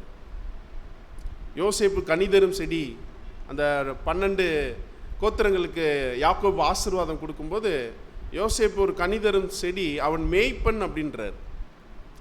எப்படி யோசேப்பு ஒரு மேய்ப்பனாக வந்தார், இங்கே சொல்லியிருக்கிற மேய்ப்பன் எப்படி ரிலேட் ஆகிறார் அப்படின்னு நம்ம என்ன பண்ணலாம் அப்படின்னா, நிறைய காரியங்கள் என்ன பண்ணலாம், நம்ம தியானிக்கலாம். ஸோ உண்மையிலே இது ஒரு புல்லுள்ள இடமும் அமர்ந்த தண்ணீர் தான், ஒரு நல்ல ஒரு பந்தி. இந்த பந்தி என்னென்னா பெரிய பெரிய, அதாவது எப்படி சொல்கிறது, ஞானவான்களுக்கு கல்விகளும் மறைத்து, அதுவும் ஓகே. நம்முடைய சத்துரு யார் அப்படின்னு பார்த்தீங்கன்னா சாத்தான். அவனுக்கு முன்பாக ஒரு பந்தியை நமக்கு என்ன பண்ணியிருக்கிறார், ஆயத்தம் பண்ணியிருக்கிறார்னா, அவருக்கு கிடைக்காத ஒரு காலிங் இப்போ யாருக்கு வந்திருக்கு அப்படின்னா நமக்கு வந்திருக்கு. ஸோ நமக்கு தான் இந்த விருந்து, அவங்களுக்கு கிடையாது. எனவே அன்புக்குரிய சகோதரர்களே, இவைகளை உற்று பார்க்க தேவ தூதரும் ஆசையாக இருந்தார்கள் நம்ம படிக்கிற மாதிரி இந்த நாட்களை பார்த்துட்ருக்குறாங்க. ஸோ இதை நம்ம புண்ணியம் செய்தவர்களாக நம்ம இந்த சங்கீதத்தை நம்ம என்னாலும் நம்முடைய இருதயத்தில் நிறுத்தி நன்றி உணர்வுள்ளவர்களாக இருக்கும்படியாக நாம் அடுத்து நம்ம எழுந்திருந்து நன்றி சொல்லாமல் இருக்கவே முடியாது என்ற ஒரு பாடலை நாம் பாடலாம்.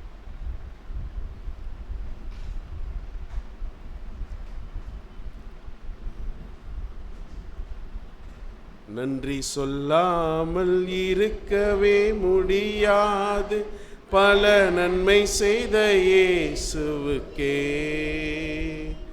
நன்றி நன்றி நன்றி என்று சொல்லி நான் துதிப்பேன், நாள்தோறும் போற்றுவேன், நாள்தோறும் போற்றுவேன். எத்தனையோ நன்மைகளை என் வாழ்வில் செய்தி ஏராளமாய் நன்றி சொல்வேன். எத்தனையோ நன்மைகளை என் வாழ்வில் செய்தீரே, ஏராளமாய் நன்றி சொல்வேன். அத்தனையும் நினைத்து நினைத்து நான் துதிப்பேன், ஆண்டவரை போற்றுவேன். அத்தனையும் நினைத்து நினைத்து நான் துதிப்பேன், ஆண்டவரை போற்றுவேன். நன்றி சொல்லாமல் இருக்கவே முடியாது, பல நன்மை செய்த இயேசுவுக்கே நன்றி நன்றி நன்றி என்று சொல்லி நான் துதிப்பேன், நாள்தோறும் போற்றுவேன், நாள்தோறும் போற்றுவேன்.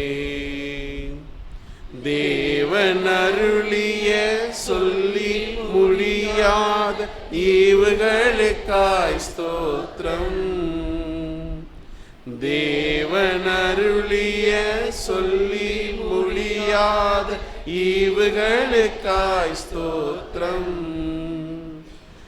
அளவற்றவரின் கிருபைகளுக்காய் ஆயுள் முழுதும் ஸ்தோத்திரம். அளவற்றவரின் கிருபைகளுக்காய் ஆயுள் முழுதும் ஸ்தோத்திரம். நன்றி சொல்லாமல் இருக்கவே முடியாது பல நன்மை செய்த இயேசுவுக்கே. நன்றி நன்றி நன்றி என்று சொல்லி நான் துதிப்பேன், நாள்தோறும் போற்றுவேன், நாள்தோறும் போற்றுவேன். மரண பள்ளத்தாக்கில் நான் நடந்த போதெல்லாம் பாதுகாத்தீரையா. மரண பள்ளத்தாக்கில் நான் நடந்த போதெல்லாம் பாதுகாத்தீரையா. மீண்டும் ஜீவனை கொடுத்து நீர் என்னை வாழ வைத்தீரையா. மீண்டும் ஜீவனை கொடுத்து நீர் என்னை வாழ வைத்தீரையா. நன்றி சொல்லாமல் இருக்கவே முடியாது பல நன்மை செய்த இயேசுவுக்கே. நன்றி நன்றி நன்றி என்று சொல்லி நான் துதிப்பேன், நாள்தோறும் போற்றுவேன்,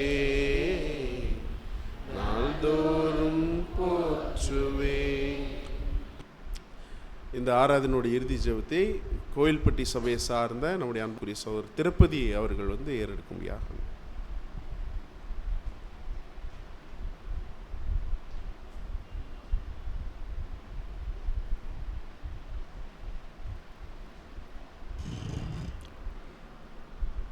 ஜெபம் செய்வோம்.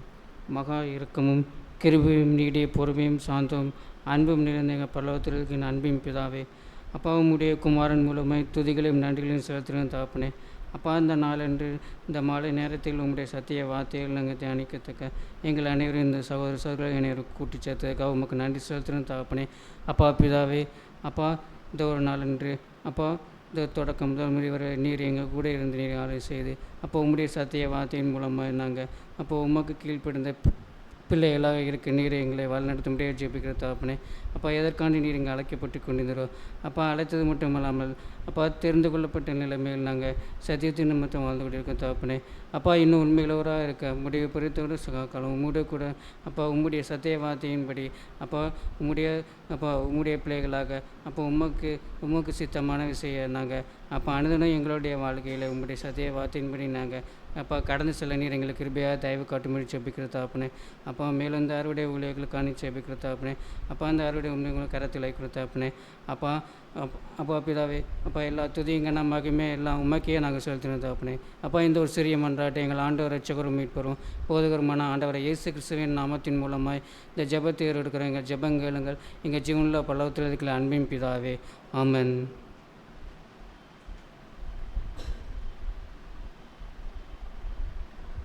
அனைவரும் அமரவும்.